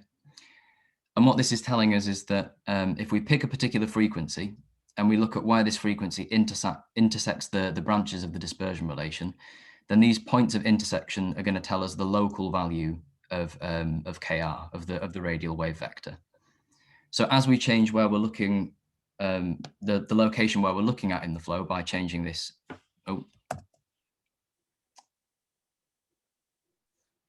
sorry, this keeps happening and I don't know why.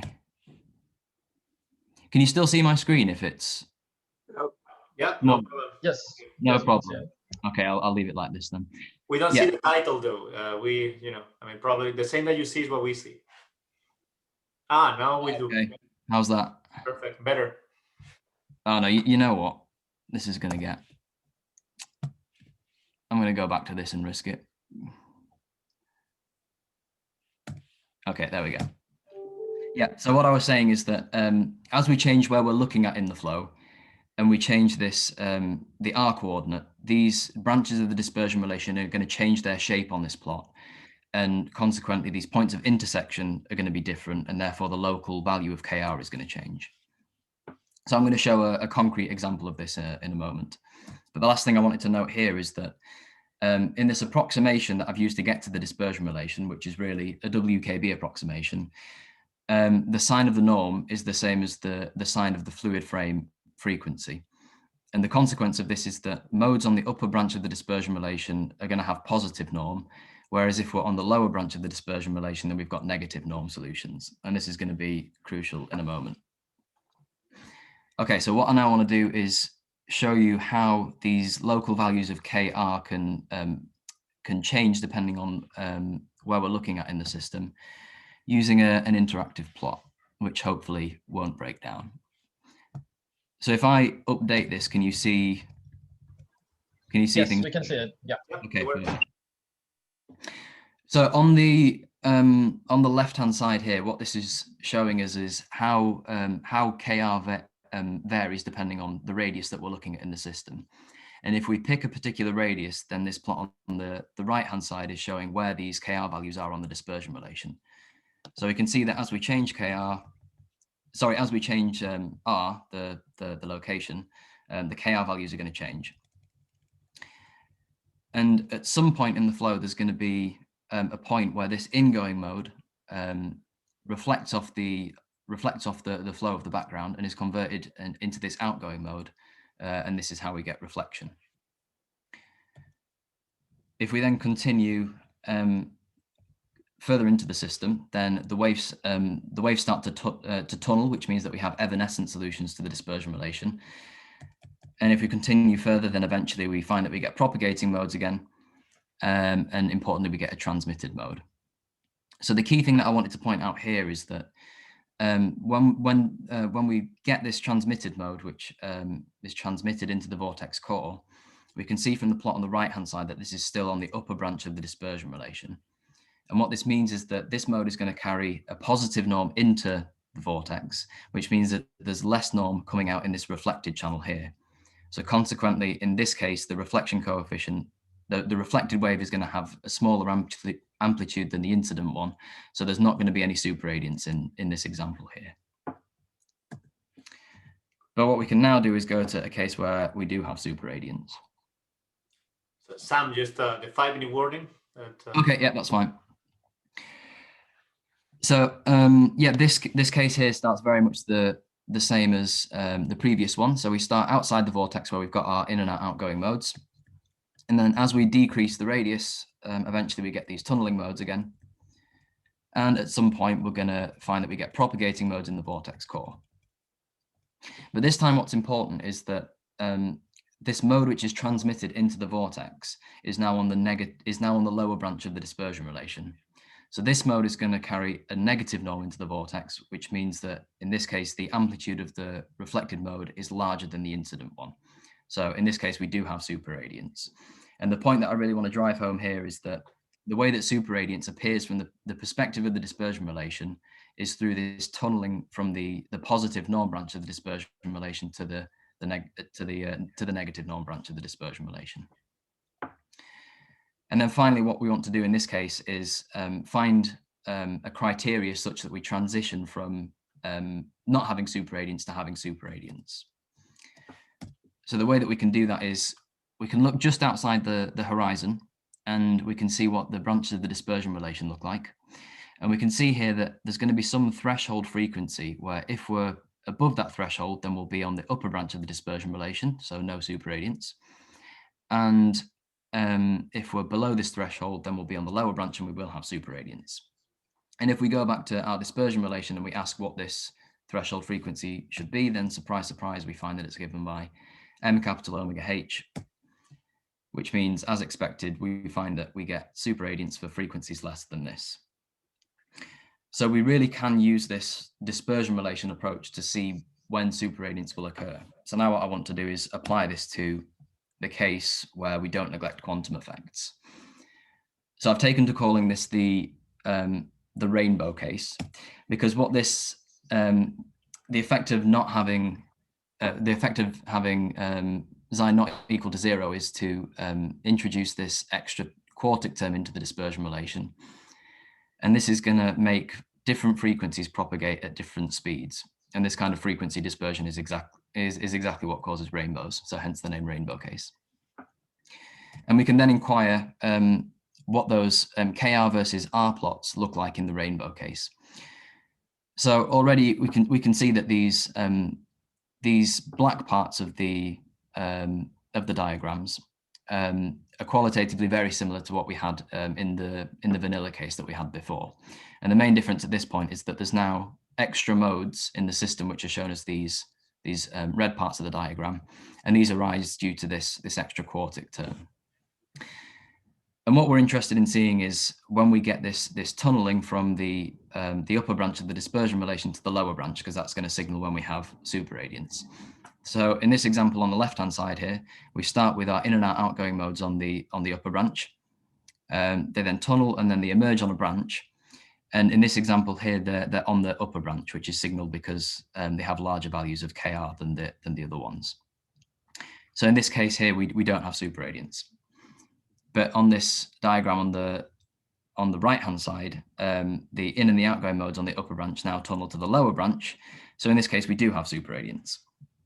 So this then answers the first question that I posed, which was, can we even expect to have superradiance when we include quantum effects? And the answer to this question is yes, because we do find waves that are able to tunnel between the two branches of the dispersion relation.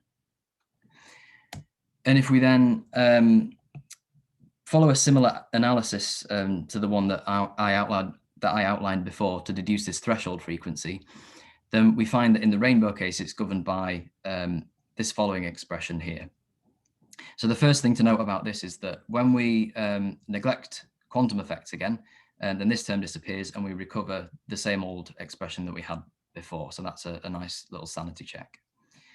And the second thing to notice is that because of this factor here that appears on the denominator, this threshold frequency is always going to be less than it was in the vanilla analog gravity scenario. So what this means is that for a particular M mode, there are now going to be less superradiant frequencies in the system. So this is really the first conclusion of this analysis here that I presented, that we've got less superradiant frequencies per M mode. And then the final thing that I wanted to mention on this is that If we have a superradiant mode, then it's going to it's going to emerge on the lower branch of the dispersion relation at a particular radius. But as we increase m, the azimuthal number, this radius is going to move towards lower values of r. And what this then means is that there's going to be some critical value of the azimuthal number above which this tunneling mode won't be able to reach the lower branch of the dispersion relation before it gets to r equals 0. And the consequence of this is that we also find that we can't have superradiance if m exceeds some critical value, where this critical value is the following one here. And as one quick sanity check, we know that in the vanilla case, when we set xi to 0, we should have all m mode superradiant again, or all positive m mode superradiant. And yeah, when we set xi to 0, this term here diverges, which is telling us that all the positive m modes are going to be superradiant again. So that's just a nice sanity check. So in conclusion, find that rotational superradiance can still happen when we include the modified dispersion of BECs, but with the caveat that there are now less superradiant modes in the system.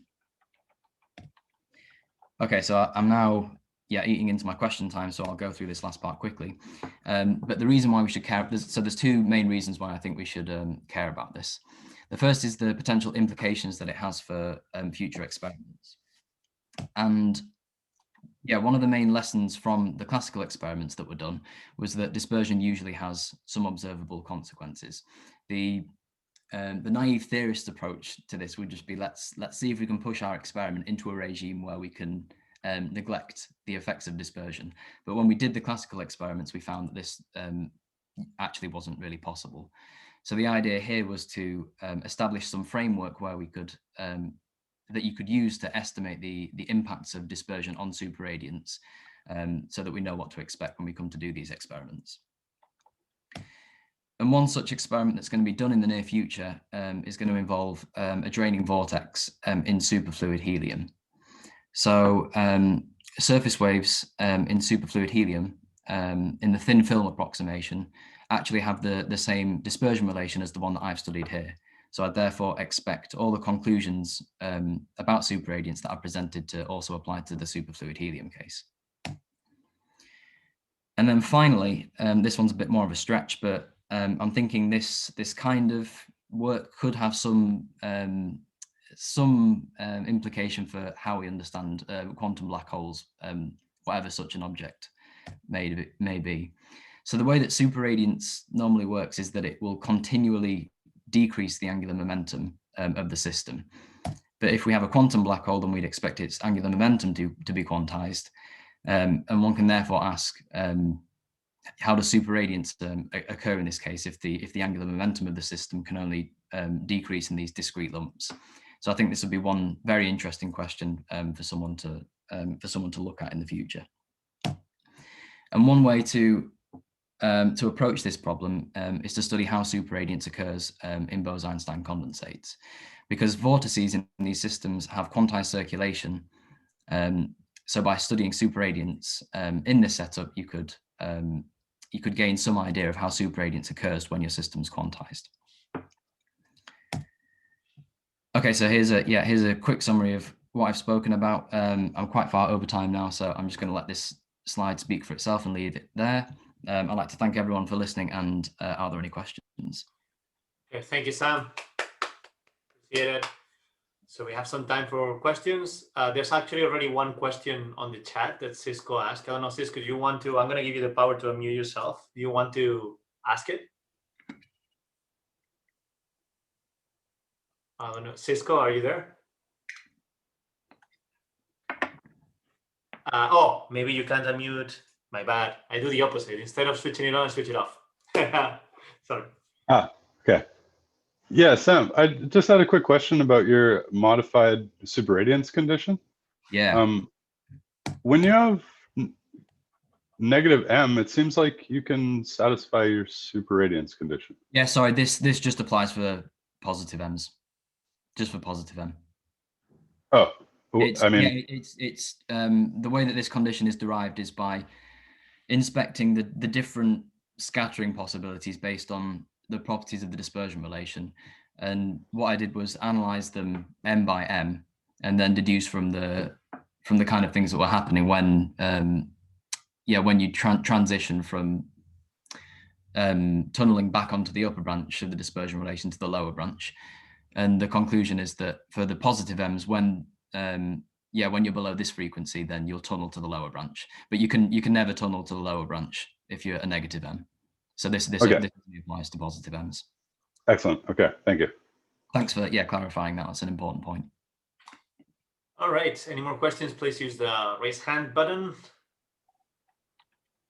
Or if not, at the very least, activate video and do very obvious gestures if you can find it, so Rick can see it. All right. Well, I have one quick question if nobody else has. To what extent, I mean, when you have a superradiance, to what extent can you actually be, if you want, brutal with the superradiance? As in, can you affect the vortex? Can you do measurable, seeable back reaction on the vortex itself?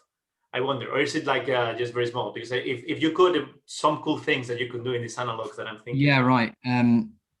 So one of the things in these analog systems is that the fluid flows are driven. So the fluid flows are really imposed by some, some external parameters. Like, if you have a draining vortex, then it's imposed by how quickly you're pumping water into the system. If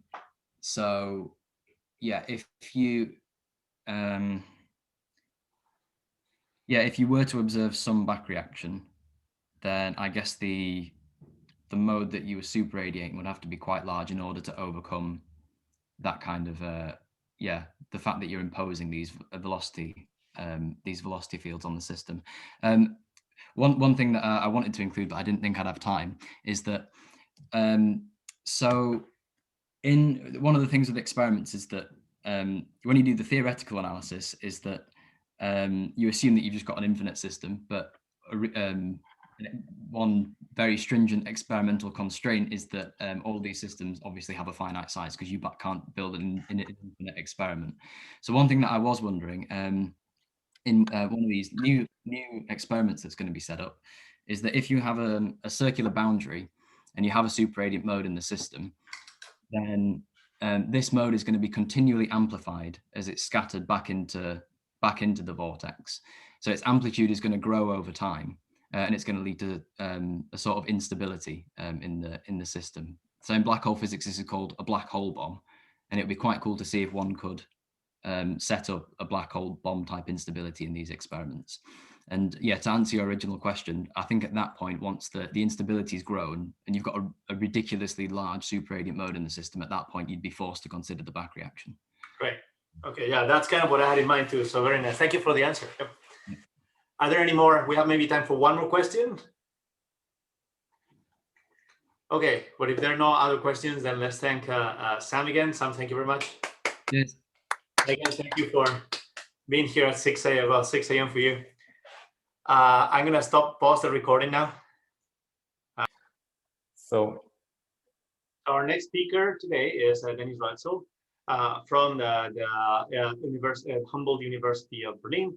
And he's going to talk about decay of quantum sensitivity due to three-body loss in Bose-Einstein condensates. The floor is yours.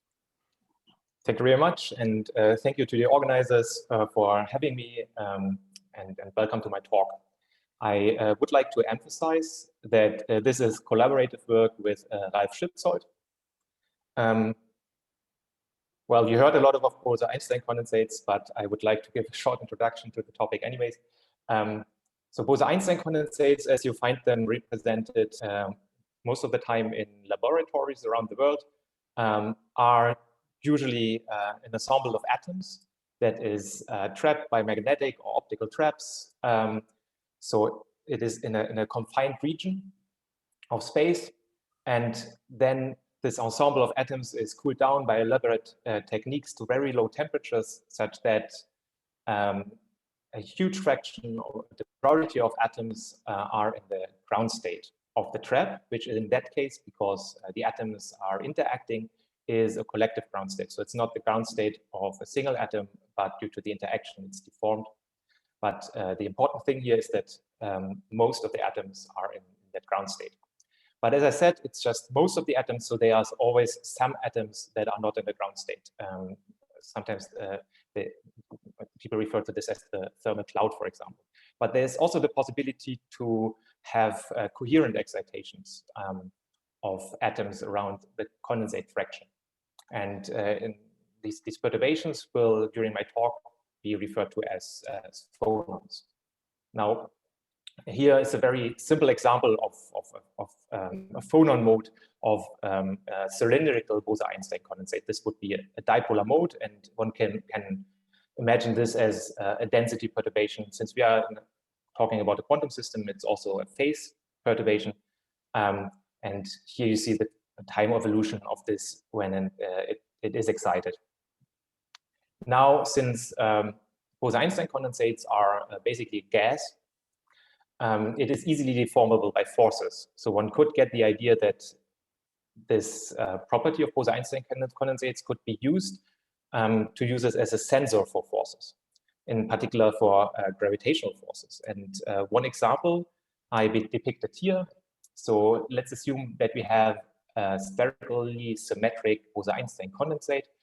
So it's harmonically trapped in all three spatial dimensions.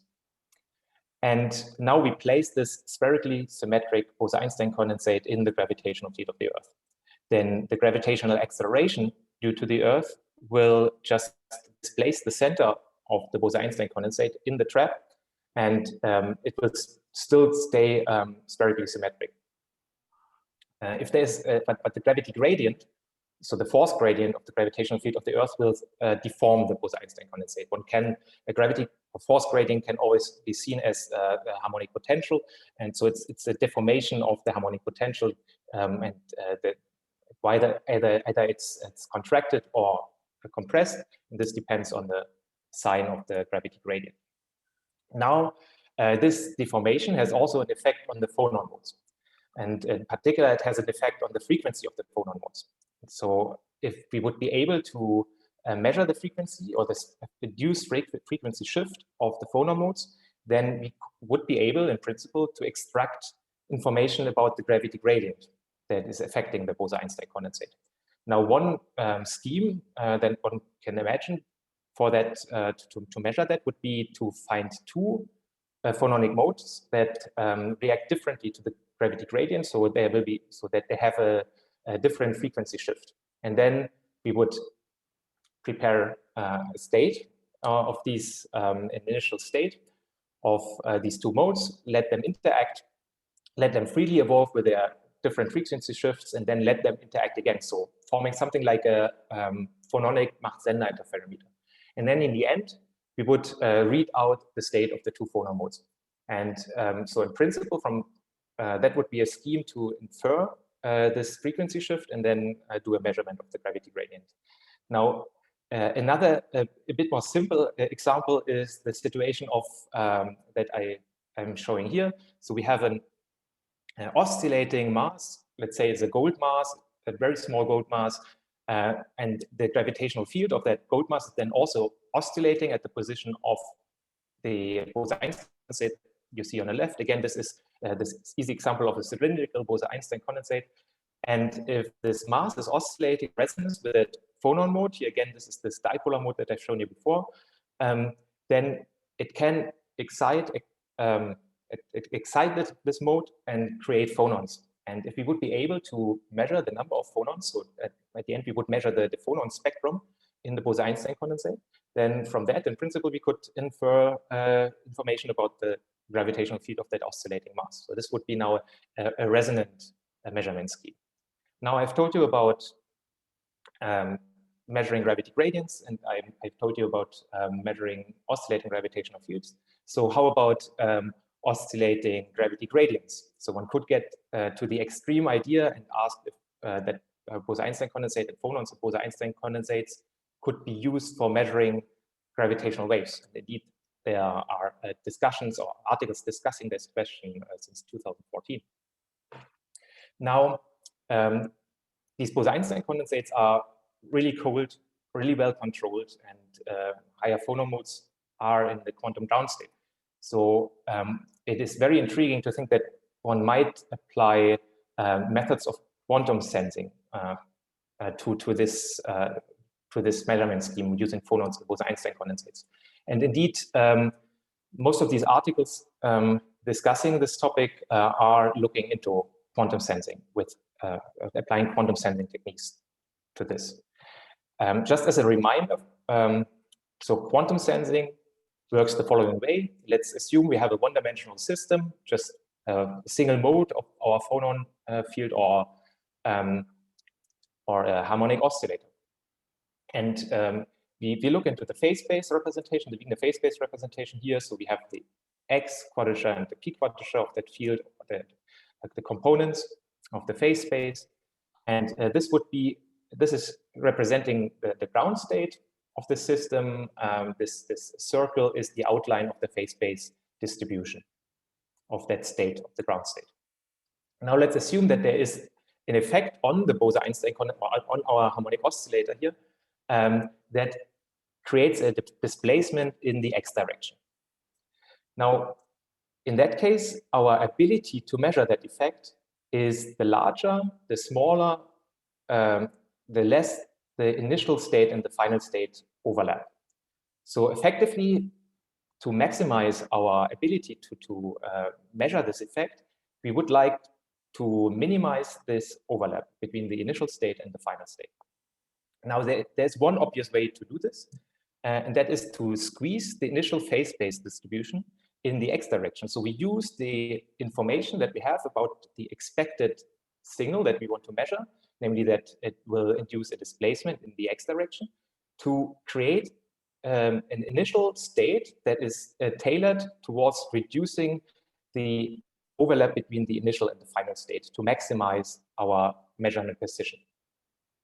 Now, squeeze states are sufficiently quantum to call this quantum sensing, but in general, the quantum sensing idea is generally like that. We use the information or our knowledge about the signal that we want to measure to tailor an initial state to maximize our precision.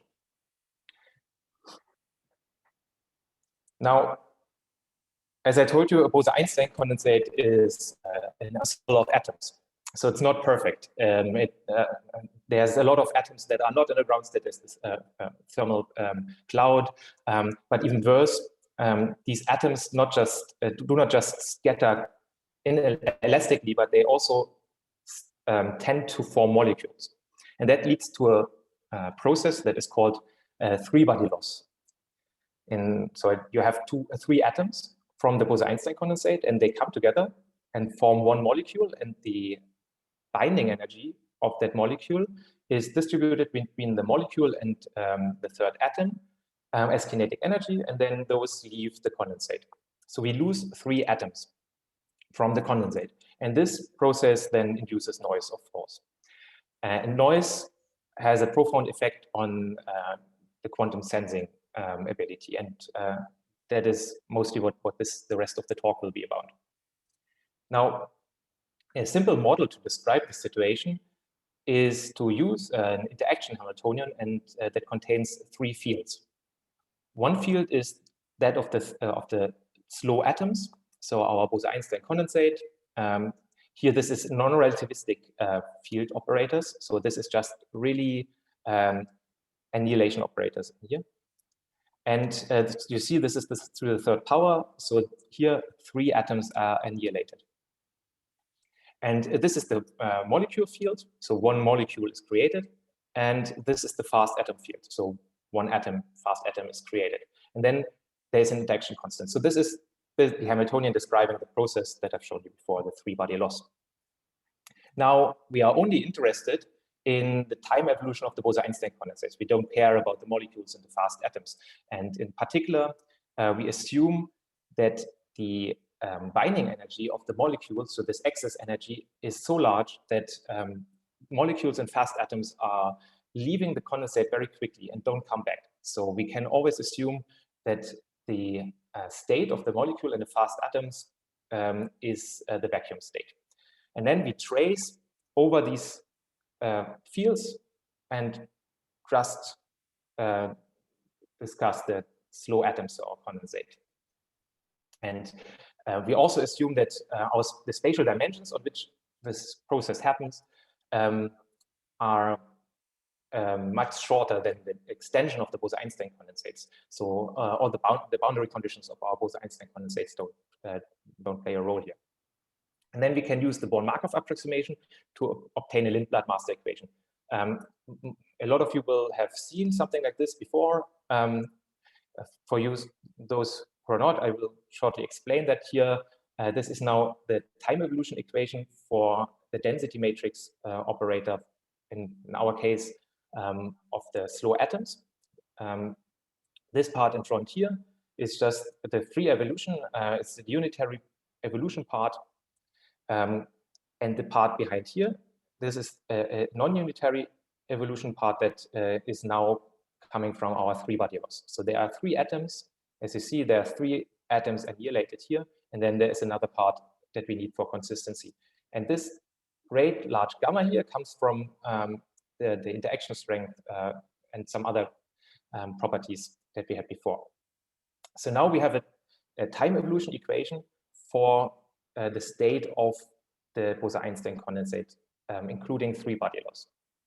And from this equation, we can already derive a first interesting effect by just looking at the condensate fraction of the Bose-Einstein condensate, so the atoms in the ground state. So we write the field operator as the ground state wave function, sometimes also called the order parameter, and the annihilation operator for atoms in the ground state. And then we find from the master equation that I've shown you before that the time evolution of the expectation value of the number of atoms in the ground state is given by that expression. And here you see on the right-hand side, there's this rate of the three-body loss appearing here. And then there's also the density of the Bose-Einstein condensate that I've defined like this. So it's just the number of atoms and the ab square of the ordered parameter or the ground state wave function. So we see that this process so this loss of atoms from the condensate depends strongly on the density. And that will become important later on.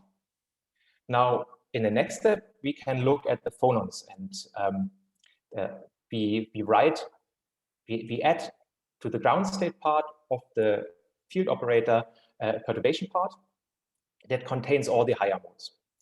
Now, this would look like this. So in terms of the atomic annihilation operators. However, this form doesn't diagonalize the Hamiltonian. So what we do is we write it here as a linear combination of annihilation and creation operator of quasi-particles. Okay, so you know, a 5-minute warning for your visual time. Okay. Annihilation of creation operators, and there is and the mode functions. Now, this leads to a diagonalized free Hamiltonian, and but here, for the sake of simplicity, we will neglect the second part and just concentrate on the first part. So we will just consider modes that where this part doesn't play a role, so higher energy modes of the phonons. In our paper, you can find all the details for the full field decomposition for the general case. Now, if you do this, it looks like that. And if you plug this into the master equation from before and trace over the ground state atoms, then we find an evolution equation for the phonon modes, for the state of the phonons. Here again, this is now our diagonalized Hamiltonian. This is the free unitary evolution. And we see behind here, this is now in first order in the perturbations. There are also higher order terms, but we're only looking at these. That there is one phonon in this process lost from the phonon mode. So one is annihilated. And there is a rate for this process to happen, which is now proportional to the rate for the three-body loss, but also to the density of the Bose-Einstein condensate square. Now from that, we can, using that equation, we can analyze the effect of the three-body loss on the quantum sensitivity. In particular, we can look into the time evolution of quadratures and the variances. A very simple example down here. So we take the square of the x operator in a rotating frame such that this part is cancelled. So it's anyways trivial. It's just a rotation with a mode frequency. And then on the right-hand side, we obtain these two terms. One that depends on the expectation value of this x square of this single mode itself, and then one term that is constant. And we see that if that expectation value is 1, then these two cancel, and we are in a sort of a set. So we are in a steady state, and the system, the state doesn't change. Now, if that is not the case, in particular, if this is the expectation value is very small, then this term dominates, and this noise term, which we derive from three-body loss, drives the system back to the equilibrium. Now, what is the effect of that on quantum sensing? And to visualize that, we go back to our example. We said that we, to measure the displacement, in the x direction, we squeeze the system in the x direction to minimize the overlap of the initial and the final state. Now, squeezing in this x in the x direction means that this is this expectation value of the x square is small. So the noise is driving the system back to the equilibrium, and basically, which means expanding into the x direction, and the overlap becomes large again, and we lose sensitivity. Now, for the general system, this effect is now analyzed most conveniently restricting to Gaussian states and using the covariance matrix formalism, where for Gaussian states, we only need to look into the displacement vector and the covariance matrix. So the displacement vectors encodes all the displacements in phase space. That's the reason for its name. The covariance matrix contains all the variances and covariances of the phase space distribution, in particular this of the state, in particular this shape of the phase space distribution for a single mode.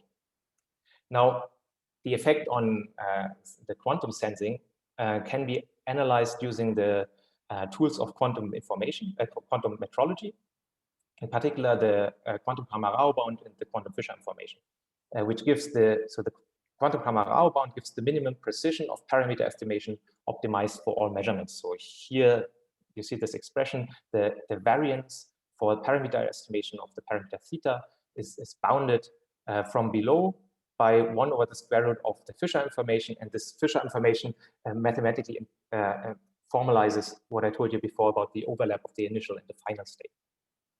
So basically that again. Now, for this example that we had before, the displacement sensing, we get this expression on the right-hand side for this quantum Hammar-Rao bound. Here, this is the change of displacement depending on the parameter for that parameter, and here this is basically our signal, the displacement that we want to measure, the effect of the displacement that we want to measure. And here is an enhancement factor that comes through the squeezing. So R is the squeezing parameter, and you see the larger R, the smaller is this bound, the better is the principal sensitivity that can be achieved. Now, what's the effect of the noise term?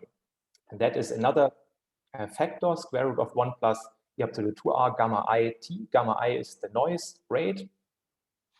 E up to the 2r is now very large if the squeezing is very large. So if this enhancement factor that we had initially is very small, and so it's a very large enhancement, then this term is very large. And this means that this effective rate here is very large, which means that already after a short time, this term will dominate, and we will have a deterioration of the quantum enhancement. Now, this is true for other sensing as well, rotation and squeezing sensing, and other noise sources like the Belayev damping and Landau damping can be treated along the same lines. However, so three-body loss is not suppressed at low temperatures in contrast to Belayev and Landau damping, which means that we cannot avoid it by bringing the Bose-Einstein condensate to lower and lower temperatures. A way to reduce the effect of three-body loss is to go to lower dimensions, but that has also the other disadvantage effect, the other effect that we are restricting the Bose-Einstein condensate in 1 or 2 dimensions. This means that we can only get less atoms in the Bose-Einstein condensate, and this also means that we can create less phonons in the Bose-Einstein condensate, which is our resource for sensing. Now, that is might also not the way to go. Now, to give you some idea of the size of that effect, I want to give you some experimental parameters here. So let's say we have a rubidium BEC with a density of 10 to the 19 atoms per cubic meter. So this is already a dilute Bose-Einstein condensate. Then we would find a theoretical BEC lifetime from the formula that I've showed you before at the beginning of 1,000 seconds, limited due to 3-body loss. If you consider an initial quantum enhancement of 10 to the minus 2, then we would find that already after 10 seconds, we lose 1 order of magnitude. So most of our quantum enhancement is already lost after 10 seconds, although the Bose-Einstein condensate in principle would live for 1,000 seconds. So, maintaining the initial squeezing by constantly squeezing the system is also another way to avoid that problem, because this would heat the condensate. So in summary, I told you that BECs may be used for quantum enhanced sensing of acceleration and gravitational fields, but the nature of BECs as ensembles of atoms leads to significant noise, for example, due to 3-body loss. But noise is highly detrimental to quantum enhancement, and this strongly limits the applicability of phonons in Bose-Einstein condensates for quantum sensing of gravitational fields, if there are no workarounds that can be worked out. So now I would like to thank you very much and to refer to our article that is online on the archive. Thank you very much, Dennis. So I will ask again, as usual, everybody that has questions, please use the raise hand feature, or otherwise activate your video and do a lot of gestures so we can see you. So the first question will come from Silke. Silke, you can unmute yourself. Hi, Dennis. Okay. Hi. Thanks for the nice talk. I just have a question. 1,000 seconds BSC, 1,000 seconds for a BSC, isn't that? I thought these experiments have to happen at the milliseconds, or, how could? I'm very puzzled about why you're working or assuming that a BSC can exist for 1,000 seconds. No, I'm not assuming that. So I'm only assuming one particular source of loss here, right? So I'm just assuming one particular effect that limits the lifetime, and that is 3-body loss. And that's the reason why I said, so based on that formula, it could live 1,000 seconds. If there's nothing else that reduces the lifetime of the Bose-Einstein condensate, then it would be 1,000 seconds. But first of all, I used a quite dilute Bose-Einstein condensate. So this depends strongly on the density. So it's so this 10 to the 19 per cubic meter is 10 to the 13 per cubic centimeter, right? So usually experiments are at the order of 10 to the 14 per cubic centimeter, and then you already go down to 10 seconds. I know other experiments that are at higher densities, but in the end, this is just one effect, as I said. So I'm not claiming that the Bose-Einstein condensate would live for 1,000 seconds. I'm just saying that if you calculate just the 3-body loss, you would get 1,000 seconds as an answer. But so you would now think, okay, well, if I can suppress all the other effects, then I could sustain it for 1,000 seconds. But I'm saying that if you now want to use quantum sensing, then you have already, at 1,000 seconds, you have lost all your quantum enhancement. So if you integrate for the whole time, you have lost all your quantum enhancement, but you already have lost basically most of it after 10 seconds. So that is my statement. So it's more like that. So if it doesn't even live 10 seconds, then it's even worse, right? I'm just saying, if it would live 1,000 seconds. Sorry, Fran, but this is what I'm trying to figure out. This is disaffective integrative. So as longer it goes on, the bigger it is. But now we need to say, okay, how long? I wasn't aware of what the timescales are you have in mind with this BEC experiment, but I thought that somehow we're talking milliseconds. So you see, this would bring this effect down also several orders of magnitude. So this is where I'm confused. Is it necessary to set this up for so long times? The longer you integrate, the better your result is for sensing. So, of course, you would like to sustain it for as long as possible. This is fundamental bounds here. This is not, I'm not claiming that this is particularly realistic for any experimental application. But I'm also not saying that it is not. I'm not an experimentalist. Okay, thank you. All right, we have another question, Rob. Yeah, thanks. An interesting talk. Could you go back a couple of slides, please, to your formula? Which formula? No, there was, well, you have lots of, there was one where you had it. No, it's not that. It's one where you had a formula going like 1 plus the square root of 1 plus noise. For the sensitivity. Yeah, that one. That's the one I want. Yes. So if I understand this right, it doesn't really matter. Like once enough time has passed, the error is going like root gamma t. Doesn't matter how much you squeeze, right? It doesn't matter what R is, because the one, once the noise term is bigger than the one, then the e to the minus R cancels the root e to the 2R, and you just get root gamma t. Am I right about that, or? You're right about that.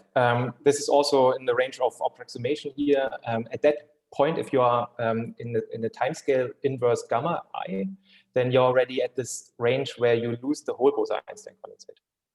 Yeah, so I'm just trying to understand your 10 seconds.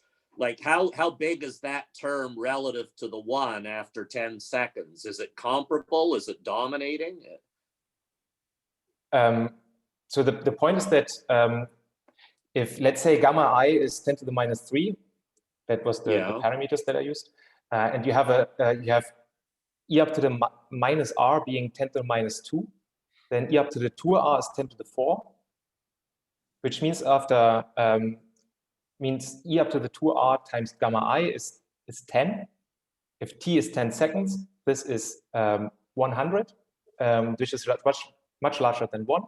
So you take just the square root of yeah. So it's the regime, and then it's 10. Where, so it's the regime where that second term is notably larger than 1. Yes, exactly. And then already that's the criterion you're using. And so the problem is that both gamma and e to the 2R are really working against you. Exactly. Yeah, okay. That is the point. The more you squeeze, the quicker you get the deterioration of your quantum sensitivity. Yeah, okay. All right. Yeah, thanks. So that's really the problem, is those two things. And what is it that's controlling gamma I again? Gamma I is controlled by the density. This is the most severe part. So here it's the density square in it. And then, of course, depending on the atoms, you will have a different gamma. This depends on the specific properties of your ensemble of atoms. I took numbers from experiments that measured this three-body loss rate and used it here. So this is the gamma. So I guess you could find better atoms for yeah. So if you had a very tiny capital gamma, you maybe could do it, right? Exactly. And yeah, okay, but you have to engineer the right BEC, I guess. Yes, and this is also the point about the dimensional reduction. So this gamma depends on the dimensions. If you have an effectively one-dimensional Bose-Einstein condensate, then this gamma is smaller. How much do you gain? So, like as you go down, it can be extremely suppressed. What's the gain? Sorry? In one dimension, it can be extremely suppressed, the gamma.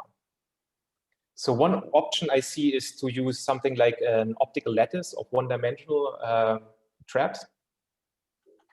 And then, but then, of course, the question is, what size does this take? What effect do you want to measure? Do you want to measure acceleration or? What if you're in 2D? How much of a gain is there?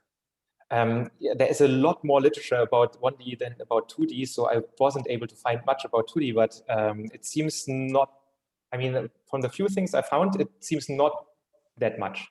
Maybe something like two orders of magnitude. That's what I found, but it could be that these particles are just not getting to the core of it. But in 1D, it's definitely a lot. Okay, thank you. All right, thank you, Rob. We have 2 more questions. Cisco first. Yeah, I have a related question related to both of those previous questions. The correction that you had to your sensitivity with the linear variation in T, this is presumably coming from first order perturbation theory? Do you mean, the gamma IIT. The back reaction, this is the first order back reaction noise, right? That's where it's coming from? So I'm using the Born-Markov approximation, and I'm just deriving a master equation, and then I'm using that. So there's no scattering theory involved here, if you mean that. Okay, yeah, either way, for longer times compared to the coherence time of your probe. Yeah, then this field expression would look a bit different. Yeah. So my point is just that the scaling is different. So for instance, if you're using your sensor to detect something where your sensor will be excited based on what's happening in the BEC, then the excitation rate should grow linearly, or the probability will grow quadratically for short times, but for longer times that are much longer than the coherence time, you'll just get kind of a random walk structure in the excitation probability, so that will actually grow linearly in time. And I was just wondering, this argument about waiting a certain amount of time before this term gets large, are you considering at all the coherence time of how you would probe this? Because it will kind of like reset the scaling so that it won't indefinitely grow linearly, but it won't break out of the approximation regime that derived that. It will just be because of the loss of coherence over longer timescales. I was just curious if that would change the argument that for your timescale. I'm not sure. So I think so this is just an approximate result here. So the full expressions are also in our paper. Okay.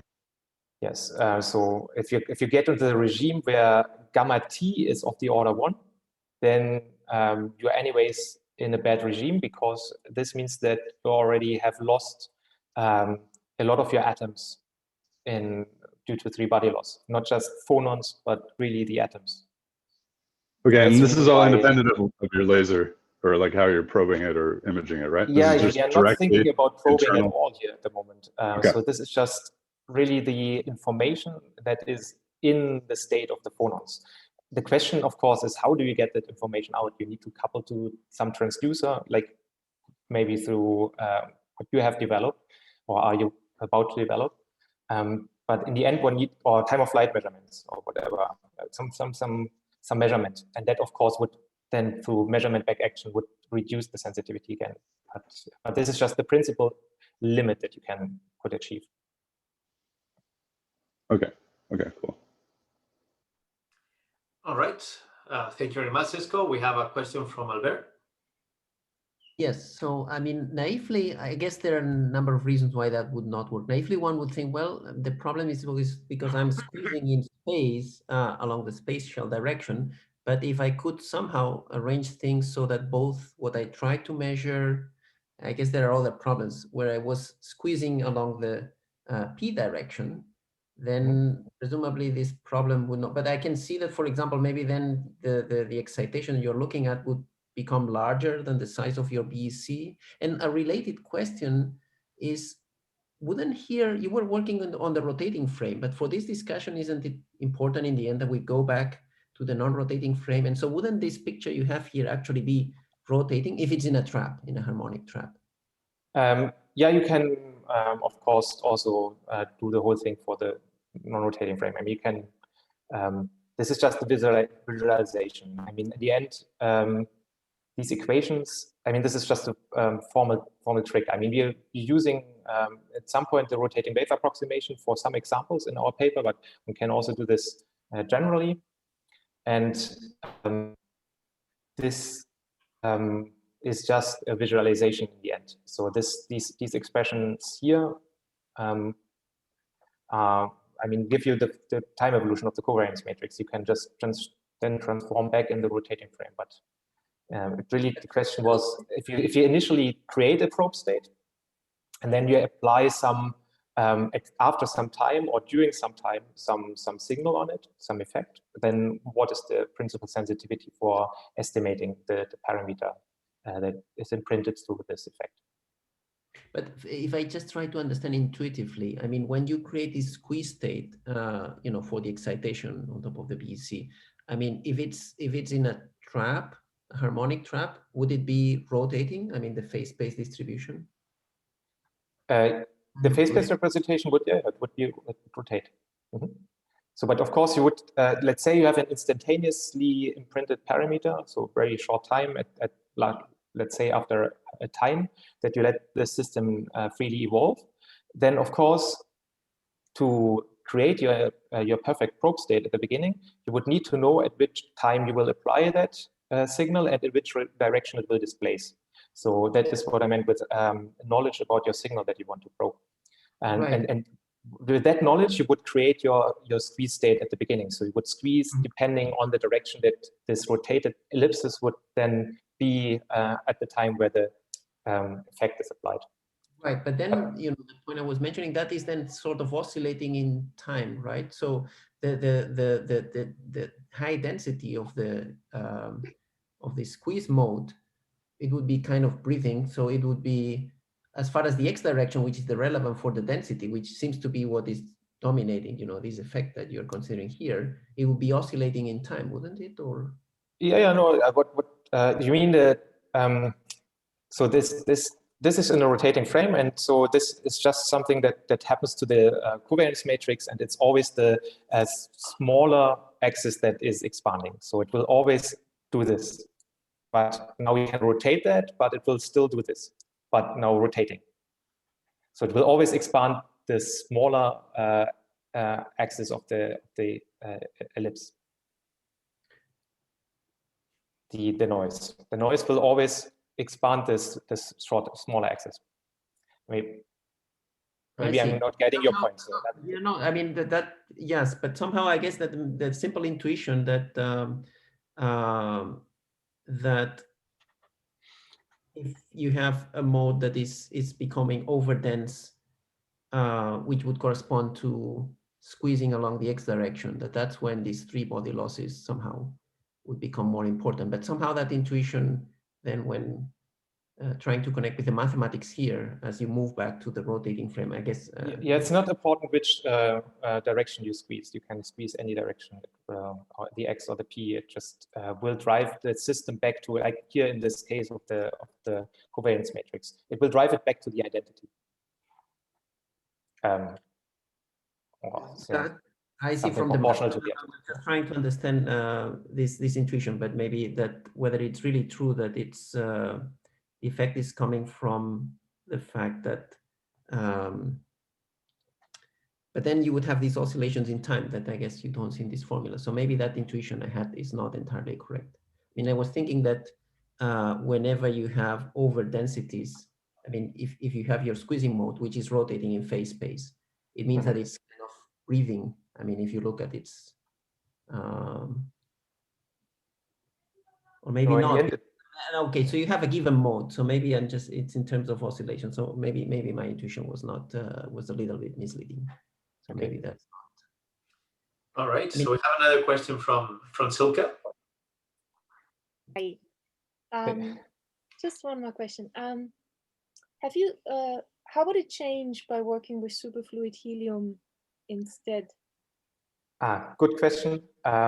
I think superfluid helium is a good idea, in particular because you can get a lot of atoms in there.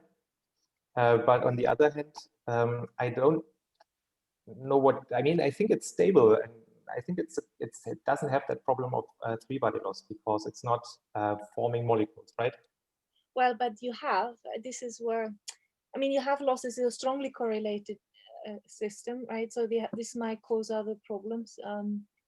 The one thing that comes to my mind, and I'm not sure how, I mean, it would be relevant for stuff we are doing, is that you have helium if you have a helium and helium vapor, and you will have transitions between the superfluid and the vapor above. Not, yeah, I'm saying like loosely, but that's sort of what I see here could be sort of the analogy to it. Ralph is still here, I think. Maybe Ralph wants to add to this, if he's still here. I thought he's still here. Ralph, if you want to intervene, you can unmute yourself. Yeah, okay, yeah. Yeah, maybe as Silke already said, I mean, for helium, you don't have the problem of the three-body loss, since the helium itself at 0 temperature, that's a stable ground state. For the BEC, that's made of metal atoms, so that's not a ground state. They are just sort of, they are metastable, since in reality they want to become a solid. But since the probability that 3 atoms meet and do these three-body loss is very small, you can have these fairly long-lived states, and that's sort of the problem. And helium, you don't have that. The helium can basically live forever, but the other, say, Landau damping and so on, that you can have in helium as well. But that, as Dennis already said, that can be reduced by going to very low energies, very low temperatures, and so on and so forth. So yeah, that's the same as in BECs, that if you go to very low temperatures and energies, these other damping mechanisms can be reduced or suppressed. But the three-body loss is always there, even if you go to extremely low temperatures and want to cool down. They are always there, and they always introduce some noise. And that's the problem with this quantum enhanced sensing, that you always have to cope with. Just one last question. If the sensing lasts for, milliseconds, then these losses are still, should I still expect them not to be insignificant in a way? Or could I not? I mean, I'm sorry if I don't quite get the point, but my feeling is it becomes extremely important if you want to extend the lifetime of the BSE, which seems to be something in sensing people are suggesting to increase sensitivity, and you say, look, that doesn't work because of that. But what if you have something you do on short time scales? It's more the other way around. You can use the equations also the other way around. Now I just gave some parameters and then I derived the lifetime, but I can also ask, let's say it just lives for 10 milliseconds. How many atoms can I put in my BEC? So I can increase the density, right? So this density that I considered here is about 10 atoms per cubic micrometer. So this means that if you have a BEC that is just 100 times 100 times 100 cube, which is already quite large, this would be 10 to the 7 atoms, right? So 10 to the 7 is okay, it's something you can already work with, but maybe not with these dimensions. So you could, if you now say, I want to do my experiment just for 10 milliseconds, then I can increase the density and could put more atoms in the same volume. Now, based on just considering the lifetime, so this half-life time to the three-body loss, I could say, okay, well then I can go down 4 orders of magnitude, which means that I can go up with the density by 2 orders of magnitude. So I can get 10 to the 9 atoms in the same volume. But that's not true, because that's true, but it's not true if you want to do this quantum enhanced sensing, because then your lifetime is the lifetime is 100 milliseconds, but the time on which your quantum sensing decays is 1 millisecond. And then, so that it's just that you need to take this effect into account, because if you want to do quantum sensing, because it's much shorter than the time scale for the loss of the Bose-Einstein condensate to three-body loss. Yeah, I mean, so the reason why I'm sort of pushing in this direction or asking is because, what if it's not about, what if you're just interested in generating squeeze states as a product of inflation, parametric resonance, something, which we are interested in the analog gravity community, where you're not waiting for a signal, the squeeze state is the signal, the production of the squeeze state. Yeah, I see your point, right, yeah. Yeah, so that's why I'm asking in a way, how much would, I know Ralph is also working with this with experimentalists in Germany, iron traps and so on. How much does this play, you know, sort of your consideration play into, inflation experiments and these kind of things? I think that is my question at the end of the day. Yeah, I think you're right. This is a very important question, and that is, of course, a different approach. Now you're asking for the squeezing itself being the signal, right? But of course, then this is a limitation. You say it's if you work with that density and your experiment lasts for 10 milliseconds, then this is absolutely no problem. This decoherence due to three-body loss. But of course, if you want to increase your densities, then this might be a problem. For example, I talked to an experimentalist in Vienna today, Philipp Haslinger, about an experiment he's working on. And I think they have a one-dimensional BEC, effectively one-dimensional, that has a density of, we calculated roughly 10 to the 22 per cubic meter. So this is much larger, and it would live much shorter, but then it's one-dimensional. So then this big gamma rate is strongly suppressed, and then but one would need to do the explicit calculations to find out how squeezing decays and quantum coherence decays, in which timescales. But yeah, I completely agree that this is an issue, and one should look into that. No, it's something you have to take into account clearly. So thank you. Learn something. Welcome. Right.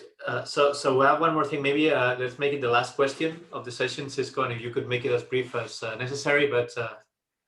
Yeah, I just have a very brief comment, if that's all right. It was just, I learned the answer to my previous question through the last couple of answers. I just want to say thank you for the clarifications. I was mainly concerned with how the degradation of sensitivity affected how you would pull signatures out of the field with a probe. But you've clarified exactly what is going on that's internal and you know, what's independent of how you're probing. I just wanted to say thanks for clearing that up. Yeah, great. So if you have further questions, we can come back to me and we can discuss that. We can look into this together. And yeah, thank you very much for that. Thank you very much for your nice questions. It's very interesting to discuss with you. All right, thank you very much, Dennis. Let's thank Dennis again. And also, let's thank all the speakers of the session. Thank you very much, all of you, and in particular those of you that came at 6 a.m. again. So this is the end of the fourth Waterloo session of this conference. Just a quick reminder that today there is an Australian session at 7 p.m. at Waterloo time. Very late for Europe though. But both this session and the Australian session will be posted online as well. And the link will be the same link for the playlist that we already distributed. We will send it again anyways. Thank you very much, everyone, for coming. Really good discussions, really good talks, very interesting talks, all of them. Thank you to all the speakers, and see you either today, later today, or next week. Bye. Bye, everybody.